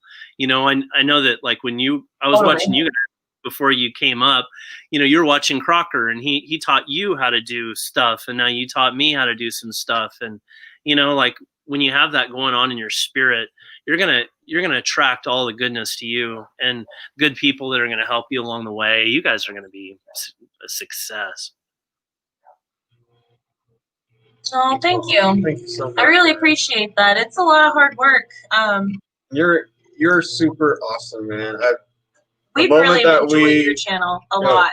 we've really enjoyed your channel. A lot of times what we'll do is we'll watch when we're watching on the TV, and then I'll have to remember to go back on the computer to leave our comments and stuff, but we'll be able to thumb it up from the TV. Sorry. We'll be able to thumb it up from the TV through the Fire Stick app, you know? And so I'll have to just remember later, oh man, I watched that video. I got to go back and comment on it. And you might want to answer that. I don't know who that is. I don't know the number. I'm not answer it. I'm calling you twice. Are you guys getting all I don't answer. Okay. election things, and then your social security's been revoked, and I mean, like all the ridiculous. I've been getting more telephone robocalls, more, and then of course all the political ones. I'm like, if I don't know the number, if I don't know the number, I don't answer it. If it's important, they will leave me a message, and I will get back to them. But if I don't know your number, obviously it's. I've got FBI agents Most likely not that important. that they want their $500 for a library fine that I never paid. You know. Wow. Yeah, I'm usually the one that has to deal with most of that stuff, right? So the entirety of mine and Gary's relationship has been kind of like a traditional marriage where I stay home and take care of the kids and the house stuff, and Gary goes and off and earns the paycheck, you know? And so the majority of that kind of stuff I usually deal with, but I don't have any problem talking to those scammers and telling them where to shove it. I actually think it's funny. I enjoy it. I have a sick, twisted sense of enjoyment that I get from answering those calls. I'm just like, oh yeah, I've heard her rip some massively on these people, and I'm just like, oh man, wow. I just sit there, just like, say that to them. Just hangs up. Yeah, I did. That's the 6th time they called me today, and I'm like, hey, gotcha. I have to deal with it all, right? So I guess I find it entertaining. I entertain myself with their calls these days. That's hilarious, dude. I think that's pretty Gotta get funny. my entertainment from somewhere. One person, like I got to meet somebody that was like a supervisor at a call center, and I forget what year it was, but they said, you know, the worst thing you could ever do to a telemarketer, and I don't know if things have probably changed, but those headsets, they apparently stayed at a certain point, they stayed active until you hung up. So like when they would call me and hit me up like that, I'd be like, yeah, man. And I'd take the phone and I'd set it over here and just let it run for an hour. And they're like, hello. Hello. No, the worst, the absolute worst, which is horrible, right? Like, I feel bad about it sometimes depending on what kind of scam or that they're selling. And I realize that there's a human on the other end of it, okay? But sometimes I'll feel pity and I'll just be straight to the point, like, no, I'm not interested. Put me on your do not call list. Goodbye, right? But then other times I'm like, I'm twisted. And I'll be like, whatever the crap in a box they're trying to sell me, I'm like, yeah, sounds excellent. That sounds great. Oh man, you know, and then I'll go off and I'll tell them some crazy story and I'll get them to where they're like, yeah, this gal's on the hook. I got a sale, you know, I got whatever I'm getting. And then I'll be like, hold on a minute, let me go get you what I'm gonna go get. And then I'll like put the phone down and I'll make it all muffled or whatever, like I'm trying to go get something. Like, oh wait, hold on just a minute. Waste another 15 minutes, an hour and a half later, and then I just hang up out of nowhere. And they're like, no, you know, on the other end of the phone, they're like, oh no, get him back. Oh my I'm gosh. such a horrible person. You remind me of my friend. So an army buddy of mine, he's just like obsessed with, like, he'll go test drive cars just because he's bored and act like he's gonna buy them. I mean, you know, he's like a retired army guy. Ask your brother, you know, he'll get this humor, right? So then he gets one of those things where it's like one of those scams. This summer it was like the energy drink thing, you know, what is it? Monster or whatever. They wanted to wrap your truck and blah blah blah. And the scam was like basically the wrap cost X amount, they'll send you a check and then an agent will stop by and get the money from you and you have to blah blah. But what they do is they FedEx you a check, you know, that you're supposed to deposit, but it's so good that it'll take your bake a little bit to catch it, kind of thing. So my friend, he just thinks it's funny to terrorize these guys. So he calls from the same number, different names, and he does like 20 times, and then they're all sending it to the same address. So the FedEx guy is like doing this. And then they're calling, and they're like, we're going to send the agent over. He's like, yeah, man, send him over. So the guy comes over, like he's thinking he's going to get all this money. He hog ties him and calls the sheriff. Dude. That's a good one. That was like a week of his life. He was like, he just went crazy on it. I'm like, dude, you're a board veteran. I'm going to go fishing. Well, you got to get those scammers off the streets somehow, right? I don't know. It sounds like your deal. Like, you need your marshal badge and like a whip or something, and you'll go get them. Send me on them, Skippy. I'll be right there. I don't know. We get bored sometimes, and I'll do that. But I honestly, the last couple of years, I feel more pity for them, and I don't really mess with them too bad. But I will say that I would be lying if I didn't tell you that I have not ever blown up on one of those people calling me, and that I have never screwed with their life for like an hour and a half just because they wanted to call my number. And I was like, you called the wrong number. So I have definitely done that. I think I know like Gary Lass. I try not to do that anymore. He just sits back and cracks up all day long at you, man. I gotta keep things interesting. I mean, what do they say? They say you want to have a girl that is crazy enough to keep things interesting, but not crazy enough to put you in jail. Correct. That's a good. Correct. I think you found that with me. I don't know. I'm more of a. There's sometimes where I had thought that she was going to get me in jail. No, you can tell. Yes. That girl, she's taking her shoes off in the parking lot. I mean, I can already feel her. How did you know? I got your vibe. I mean, it's weird. Like, we can hang out. I think we're friends already. The wedges come off. When the wedges come off, you run.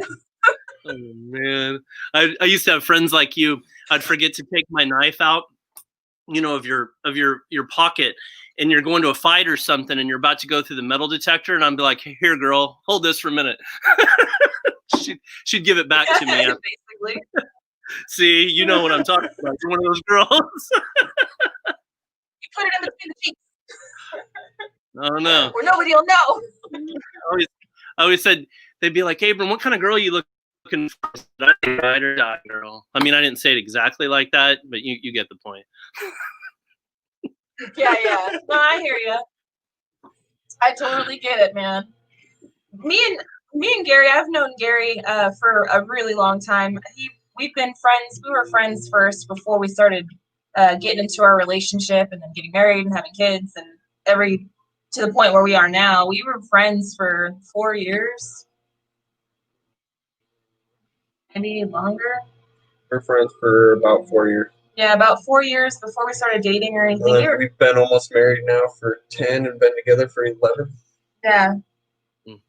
So, but I've known him for like 15 years. 15 years? Yeah, I've known him for a long time. So we Praise have, God. Yeah. I don't know, I think it's really rare this day and age, that's for sure. I don't really know hardly any other couples that are still together, right? People don't usually get married and then stay together. And it's really hard to find, I guess, like-minded people. And so we really enjoy the people that we do find that are like-minded to us, whether they're a family or a single person or what have you, right?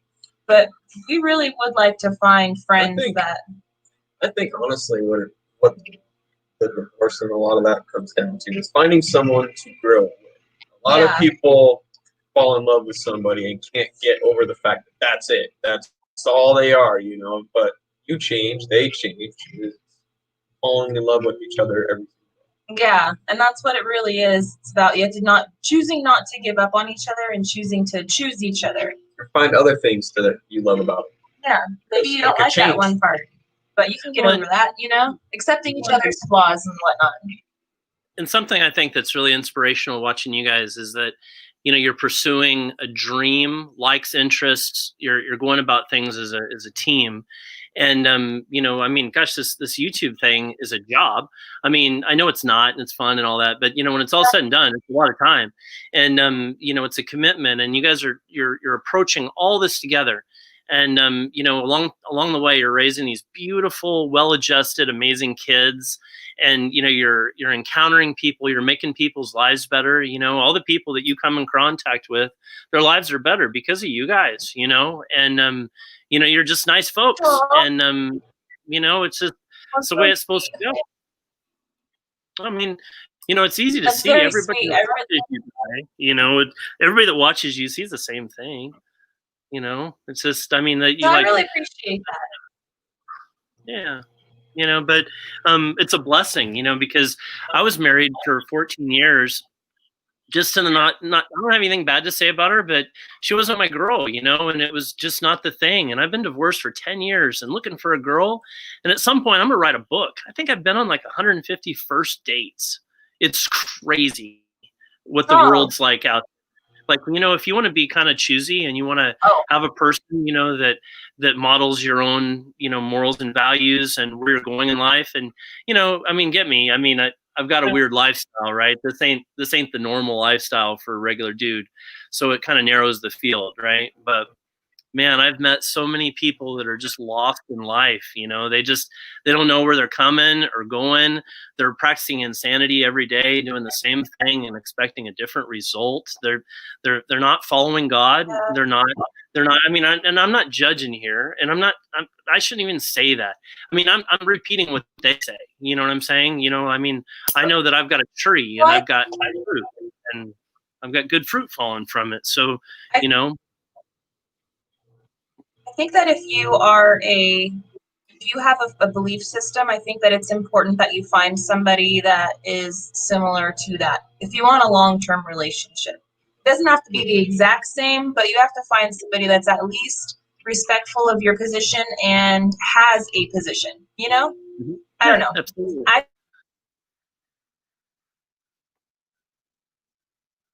don't envy people that are single these days. And I would not want to have the pressure of the hookup culture, just how superficial everything is. I would not want to be single this day and age. I just would not. Well, I think it's a real blessing. I mean, if I was single, the Lord gave me this single and like not wanting a relationship. Oh, sorry. But if I was you're keep the lag. The lag is real. I'm not trying to interrupt you, I promise. Don't hit me, Gary. I'm not trying to disrespect your wife. Just tell me to shut up. Gary does. It's okay. Oh, man, never. Not at all. No, I hear what you're saying. The dating thing is wacky, and I think I'm blessed because I've got this land, and I'm good being alone. I mean, I've been alone for a long time, and I have a great time, and I go do fun stuff. And the right girl's gonna make her way around. You know what I mean? But I'm not gonna compromise. That's the whole thing. Like, I have the perfect life. It's kind of like awesome, and I don't want anybody to mess that up. And I'm already happy, so I just need to add to that. Exactly. And there's a book that is out. I don't know if you've heard of it or not. And me and Gary actually apply a lot of this to our relationship and continuing to strengthen our relationship, right? It's the 5 love languages. And it's not something a lot of people will turn to it like if they're having a bad spot in their marriage or their relationship or something. And that's great, but I suggest people that when they're in a happy place in their relationship to still seek out this book and to still seek out the information in it because it can only make things better. And so basically the 5 love languages, read it? I think yeah, I think we were great, man. I think we were all 5 of those I mean, maybe we lean a little bit. I mean, come on now. I mean, we all want the good stuff, Yeah. Exactly.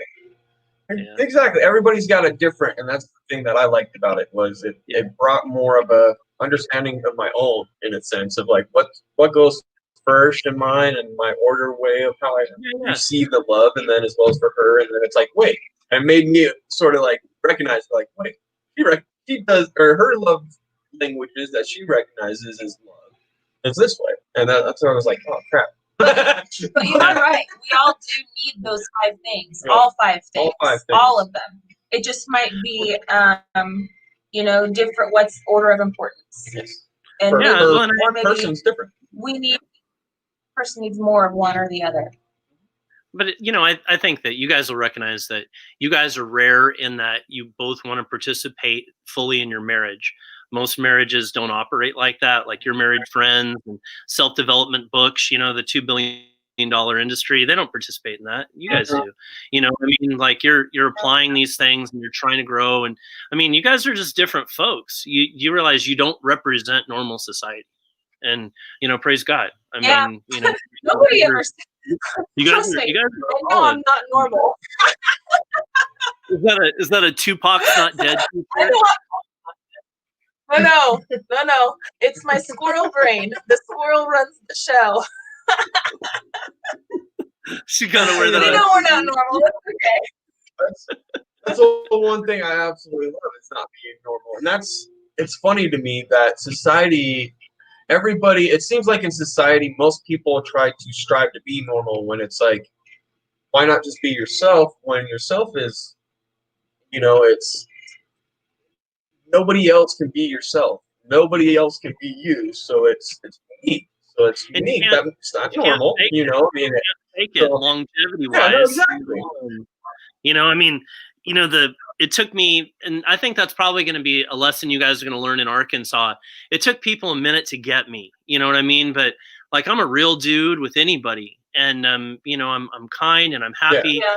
I mean, I don't pull punches, and I may just say anything. Who knows what I'm going to say in front of the old Baptist ladies and everything. Yeah. But I make them margaritas, so what are they going to say to me? Yeah. Well, you know what? That's just really That's one thing that we really appreciated about you from the beginning when we first started talking with you and everything. That's not a lie. You have always shown us kindness. You have always been a blessing to us. You have your friendship. We truly value your friendship. I look forward to when we're just, BSing on Instagram or whatever, just talk. I look forward to it. It's a lot of fun for me. And I'm very hopeful about moving to Arkansas. If Arkansas is filled with more people like you, I think that we're going to have a great time. It's going to be awesome. So you definitely have been a big supporter and a good person in our lives. So we appreciate you. Well, thank you. That's really nice of you to say. And, how life is, we ought to surround ourselves with the people we want in our life, not the ones that we don't. And, just even as Christians, forgiveness doesn't mean fellowship. You know what I mean? So I just hang out with cool people and, I cut all the ones that aren't cool off and I just hang out with cool people and it makes my life easy, and happy, and you guys are happy. I think you're going to love it out here. Slow paced. You're probably just going to soak it up. Oh man, that's something that we're gonna have to get used to. I'm so looking forward to the slow pace, but I know it's gonna be hard for me to go slow pace just coming from Vegas where everything is just like a constant go.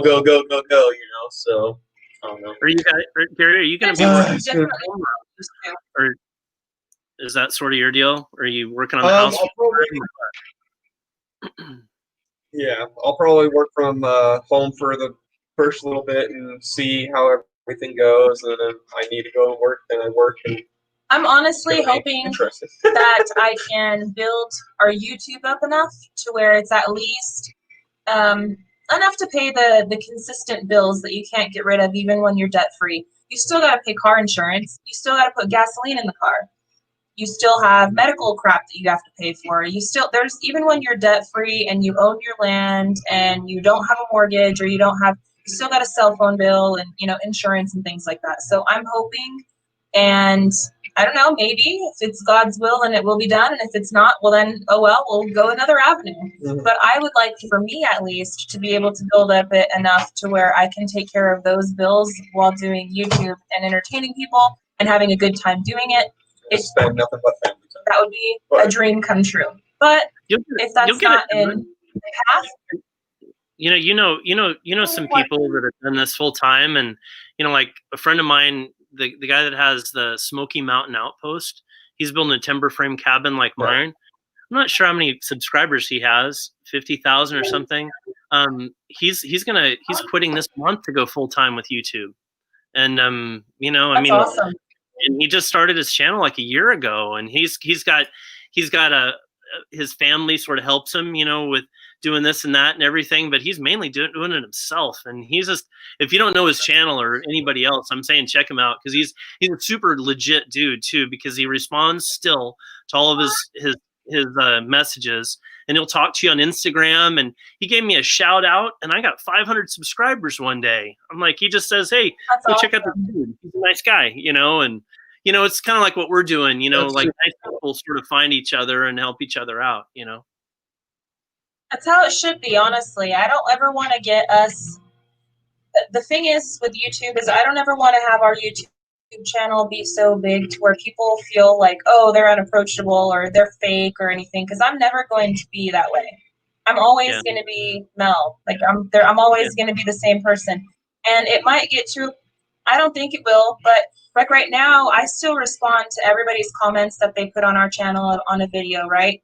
After I post a video, I'll go to bed, and then I'll wake up the next morning and I'll have my coffee, and I'll spend a good hour or so, just hour and a half. Spend like 2 hours to 3 hours a day just sitting.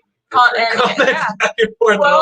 throughout the day, not just one sitting, but not throughout the day, right? Not just in one sitting, but in the morning I'll spend at least a good hour and a half just responding to everybody.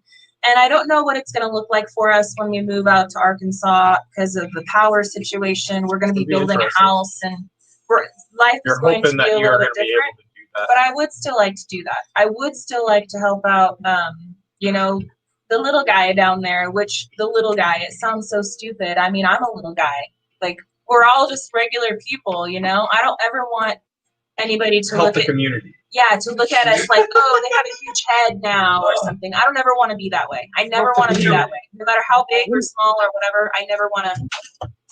One thing that I did when I came into the community that you could probably do just wherever your passion is, like I knew that I needed to be a resource to the community. So I started helping. I took over the food pantry, and all that meant was that I rented a U-Haul and drove it to a place where a church would subsidize food, and I'd write them a check and fill up the whole U-Haul, and I'd take it to the food pantry. You know what I mean? But it was something that I would do to try to be a resource.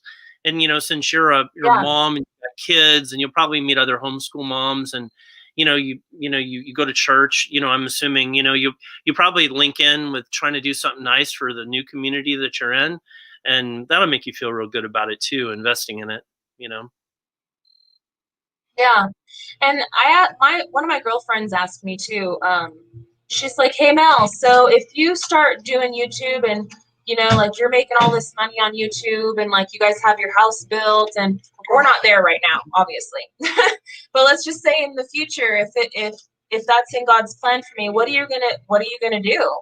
Are you gonna like buy all these properties? And I'm like, no, like I really, it would really be cool for me to do if I don't have any want in the world. Like I know that I have money set aside, so I'm not worried about finances. I'm not worried. I don't have any of that stress or whatever.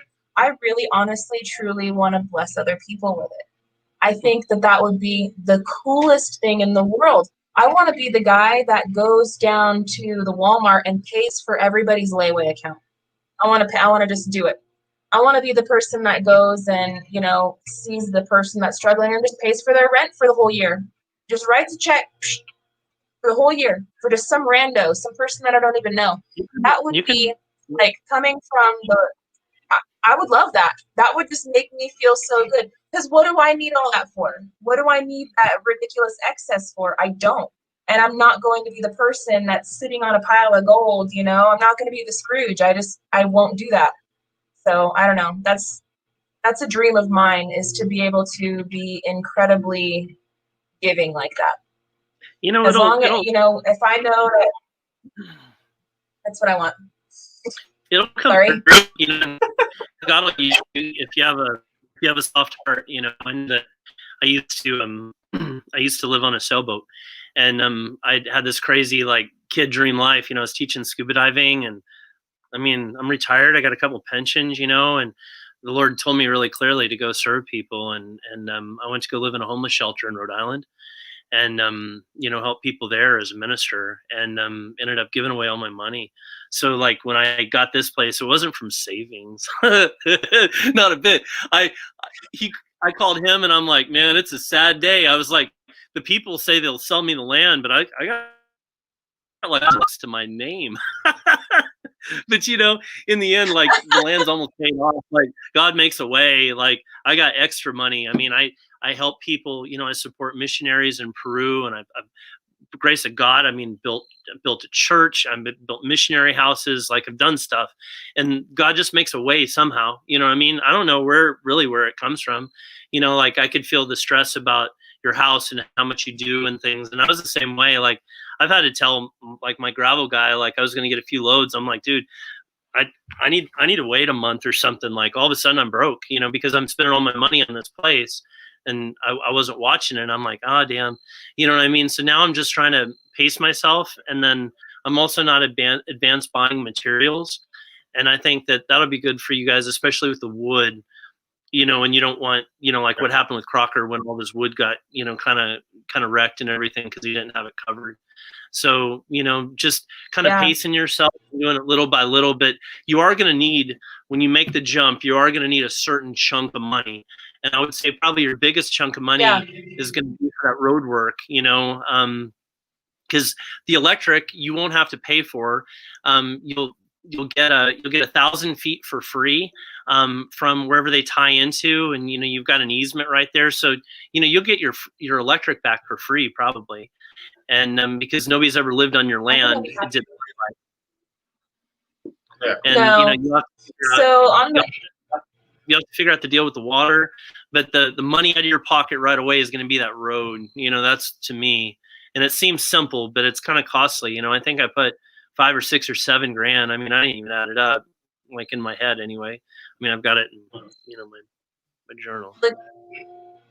The only thing that we're really lucky with that is the fact that we aren't doing it completely alone, right? We are doing it with Anthony and Roxanne. Yeah. And so half.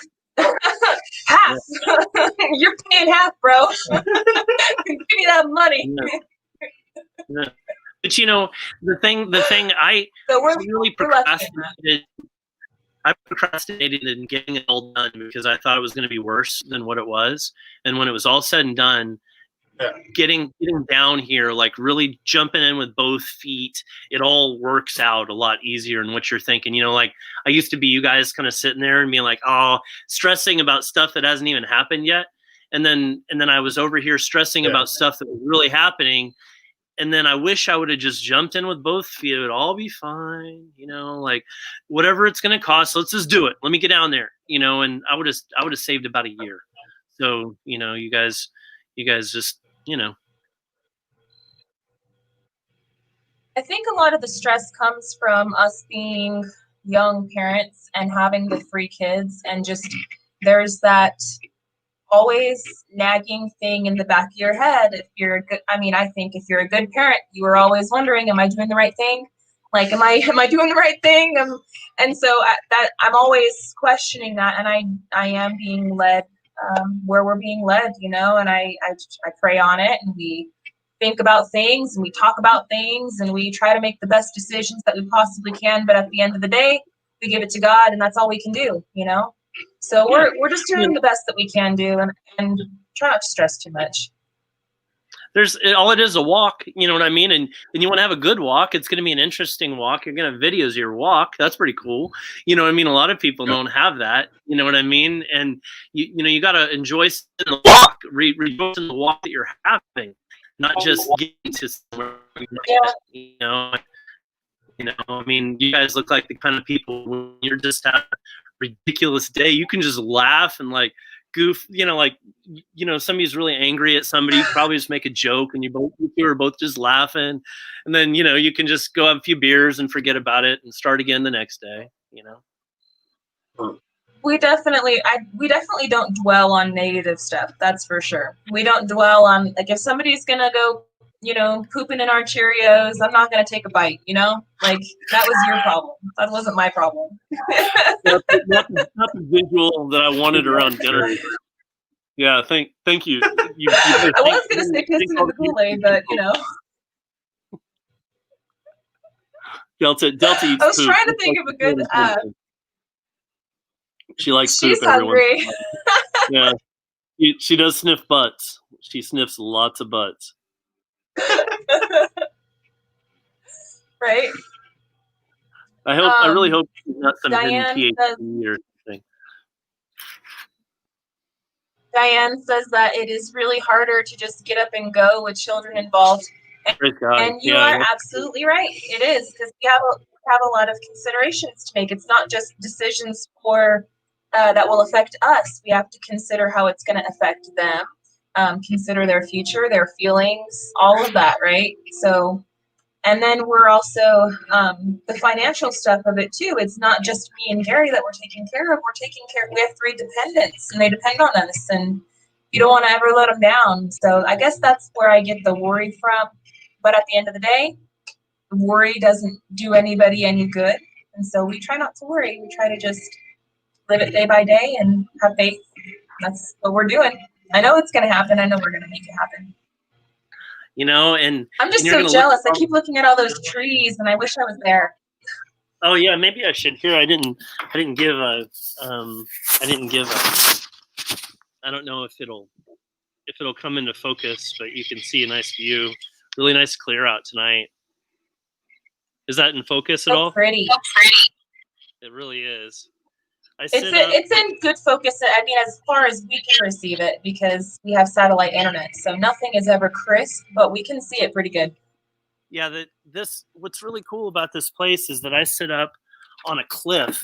I sit up actually 350 foot or 400 foot directly above the river, right where it comes into the lake. And this lake is huge. It's 550 miles of shoreline. So, I mean, it is just a ginormous clear water lake. It goes down 600 feet deep, and it's so clear. You can dive in the lake. It's a diving lake, and they have sunken towns for when they flooded it. It's a pretty cool place, and it's just so pretty. That's awesome. Same kind of thing that you guys are going to deal with. The pine trees. I've got a mix. I pine on one area, maybe one half area in my canyon and stuff. But mainly up here, I have maples and white oaks and hickories and all sorts of hardwood trees. Do you guys have mainly pine or hardwood on yours? We got a mix, definitely a mix. We do have some pine. Quit meowing under there. We're gonna be out in just a little bit. Yeah. I know it has. We'll be out in just a minute. I know. That's what she just said. It's been 2 hours. I think I owe your kids a trip to Dave and Buster's or something. They'll be all right. I am gonna have to cut it out though here in a little bit because I gotta get dinner going for them. But we have a mix. It's walnut, it's pine, and cedar, maple. We have a good mix of like everything. There's a lot of stuff. Walnut. That's amazing. That's a great tree to have. Yeah, you guys are. I'm excited to actually have walnut. Are you guys going to get a chance to just go and kind of chill, like hang out for 3 or 4 days in the community? I don't know. Like, what are your plans on seeing your land before you actually get out there? We're not going to be able to until we can actually get out there because I really wanted to come out there this October. It's just not going to happen because of everything that's going on right now. And we're both not, Gary's furloughed because he was in the tourist industry, right? And so he's been furloughed from work because of the COVID stuff. And then I don't know. There's just a lot of stuff in the air, and where we were expecting finances before, we're doing the juggle thing, and we want to make sure that we're good. So we're gonna just keep things how they are, and when we sell the house, then we will basically cash out, and we'll be able to go out there. So we wanted to be able to come out next month. It's just not going to happen. I understand. Does the real estate market worry you that much? Like where you're at? Do you think you'll be able to get rid of your house and get it sold for what you want? Yeah. As long as there's not a crash. As long as there's not like a market crash, something terrible coming up soon, which again, it's in God's hands, no matter what. We can't do anything about it. I don't watch the news for 3 or 4 days. Okay. I hadn't watched the news in a week, and I checked it out this morning. I'm like, oh, hell no. Oh, man. Right? Yeah. Yeah, well, but wait. Our market actually, our area, the houses are selling for a good amount of money. So if we sell our house for projected what we like right now, if we sold our house today, we would get a pretty decent amount of money on our house.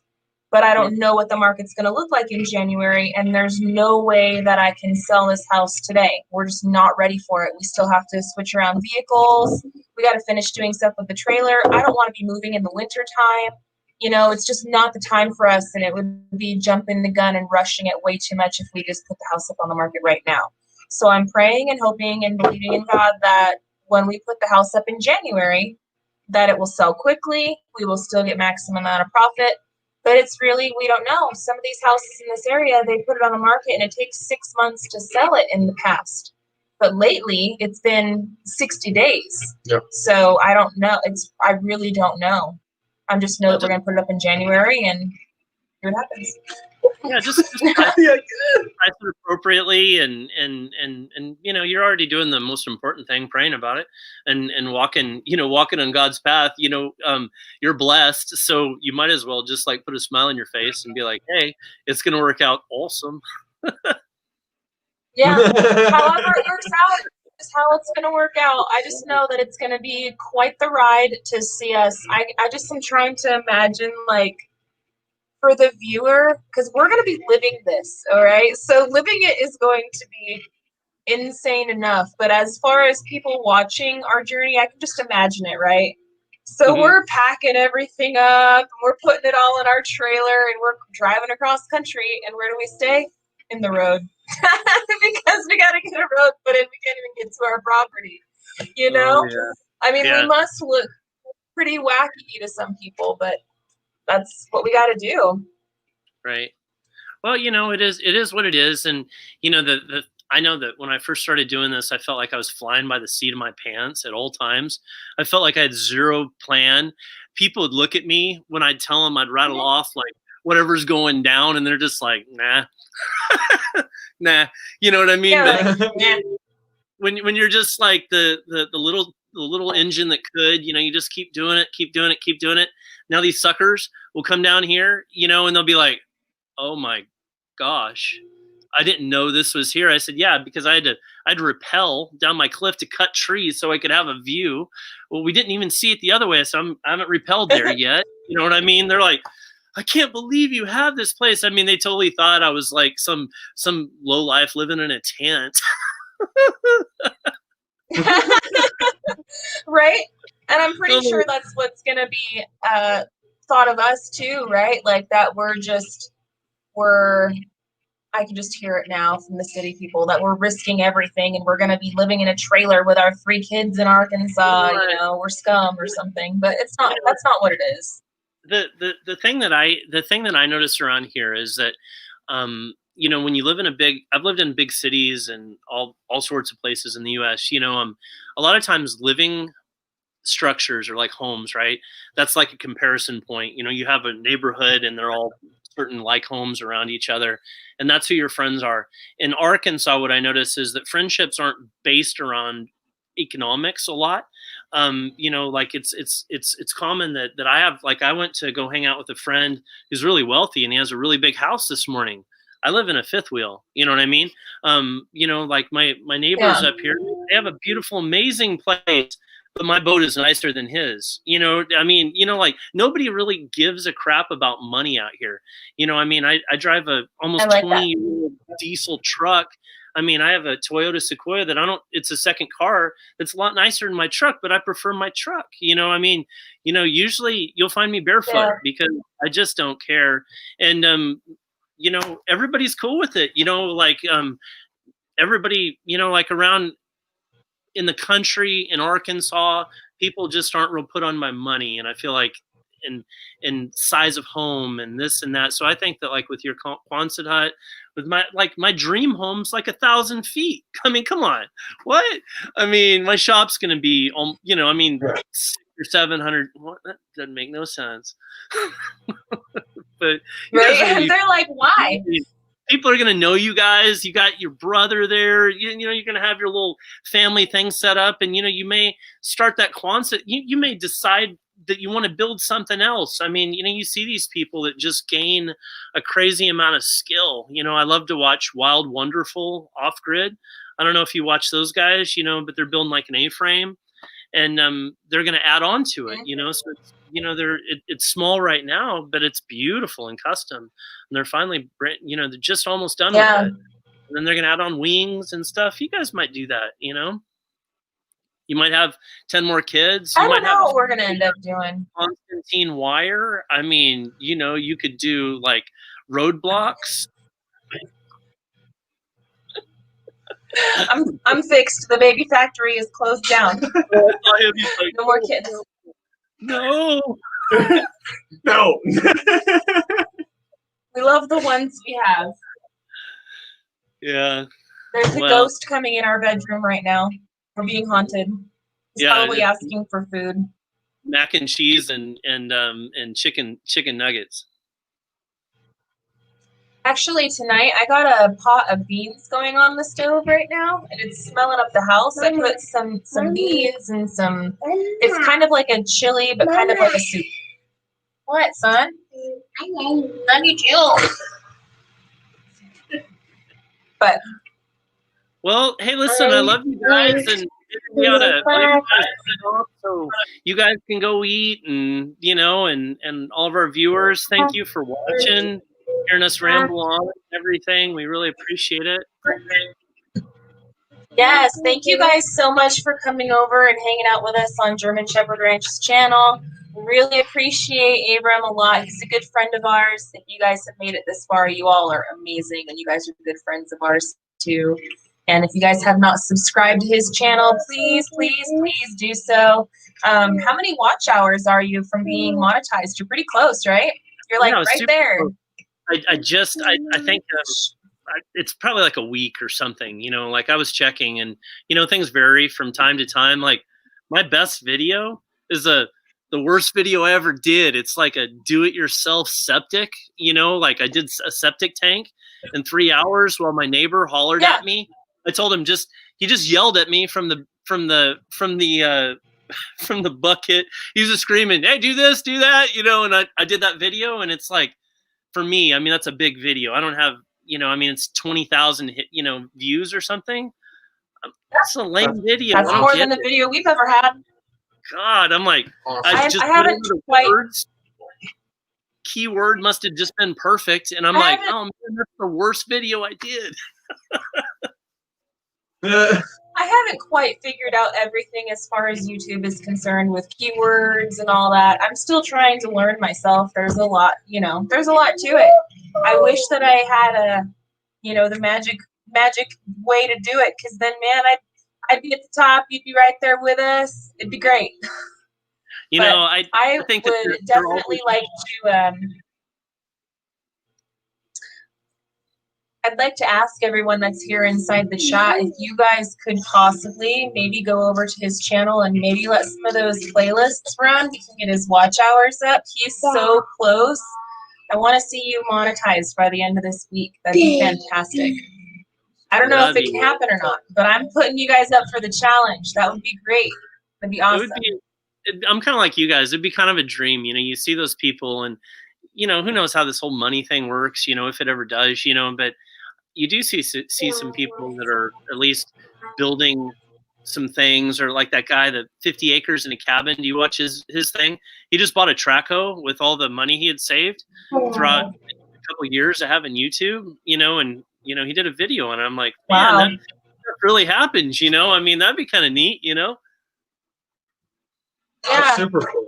That'd be, you know, I don't know what YouTube has in store for us. I just know that I've enjoyed making friendships with people like you, making all the connections that we've been making. I enjoy making the videos. For me, as like an artist or whatever, it's a creative way for me to have like an outlet, you know. And I think that the kids, when they get older, they might appreciate looking and seeing what mom and dad were up to while they were growing up. I don't know, cool home movies. But the money would be excellent, though. I mean, who doesn't like money, right? Library of videos is going to be so amazing to watch. Can you imagine? Like, you know, you could just have a party and just put the playlist going, you know, like on a TV or something, and it'd be like, oh yeah, do you remember when we were doing that? Yep. Like, I had a mullet, you know, do you remember? Like, you were wearing those Daisy Dukes, but they didn't fit. Yeah, I'm kidding. And they were just rolling on out there. Oh no, I'm kidding. You guys are a beautiful couple. Like, you guys did a picture one time. You guys all got dressed up, and the kids, and I'm like, dang, you guys are beautiful. Make good kids. Oh, they're okay. They're all right. All right.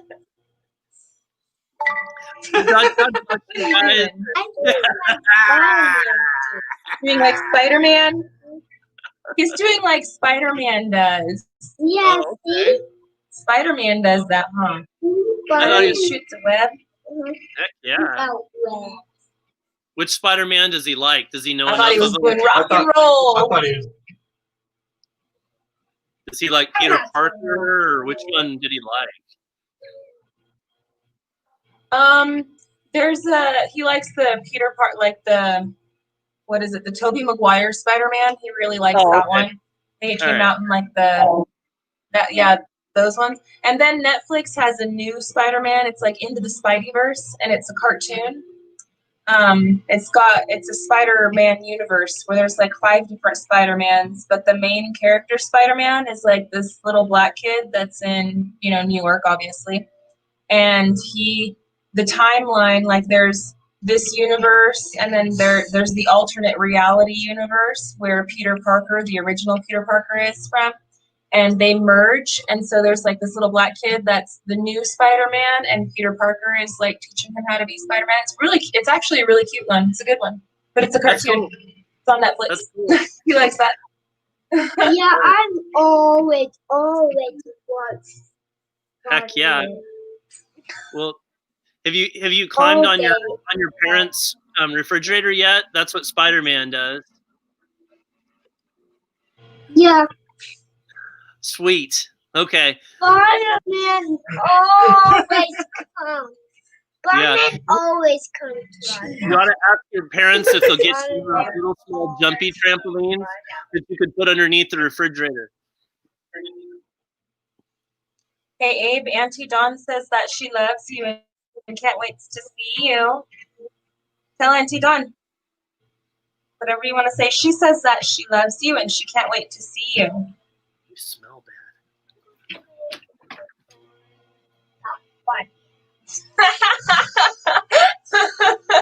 Get ready to hear all about Spider-Man, Dawn. Yeah, my sister, I'm picking her up from the airport on Tuesday. We have a pretty busy weekend coming up. We haven't really done much for like our trailer stuff for this last couple of days because homeschool's been killing us. But I don't know. We're gonna figure out something to get into. I was watching you guys paint the white coats. I had to do 5 coats. I did 2 coats of kill. I painted everything that was oak white, and I swear that took forever. It was the worst job. Drawers, all the drawers and all the things. I still have a bucket of stuff. I don't even know where it goes anymore. I gave up on some things. Oh man. I feel your pain. It takes forever. And I feel that people underestimate the amount of work. Yeah.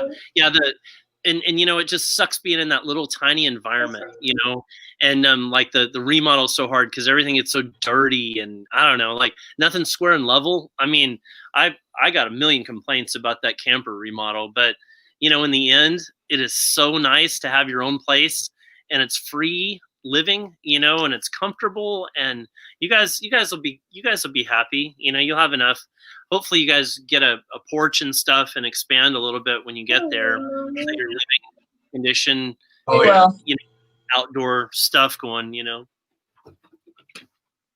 I plan on getting a bunch of like those giant wedding tents and having tent city on our property, and just doing that for a little while until we get more of a permanent structure. Do you need me to build you like a guard tower? We can get you a searchlight. A drawbridge. I'm gonna have a drawbridge. There will be a drawbridge. She has some weird, like Gary, like all of a sudden she'll just start saying weird stuff like wedding tents. Like all of a sudden, just out of nowhere. Like, no, we're gonna have a wedding tent. Like, the big tents that you get for parties and stuff. No, you sound like a sheik. They have those that they have harems in the deserts, and these guys have all the tents, when they go to oases and stuff. That's what you remind me of. Yeah. Like Aladdin. It's gonna be like that, but in the forest. Huh. Are you gonna marry people there, or are people gonna live there? Is it no, like just one area? Robin Hood, or I mean, do you have like single women there, or is it just married? Like what's one tent is going to be like the outside living room. I know you're joking, and I'm being like serious. I know. Blame it on the girl. Oh my goodness! Oh, I love it. Oh. Hey, quit hitting my jaw with your head, bro. It hurts. Yeah, you. It hurts. Well, I'm gonna have to run because I gotta feed these guys, and they're gonna start burning the place down if I don't get out there and fill their bellies. Well, God bless you. Have a great weekend. Hey, God bless you too. We really appreciate you taking the time with us and having us on your live. You're awesome, man. We really appreciate you. We really do, man. Looking forward to hanging out in person and just being lifelong friends, It's gonna happen. It's gonna happen. Hey, say his name is Abram, and you're Abraham. Can you say bye, Abram? Bye, Abram. Bye, Abraham. Bye, Abraham. Nice talking with everybody. Nice chatting with all the drivers. I want Guyman and John on Netflix. Uh-huh. Who wins a fight?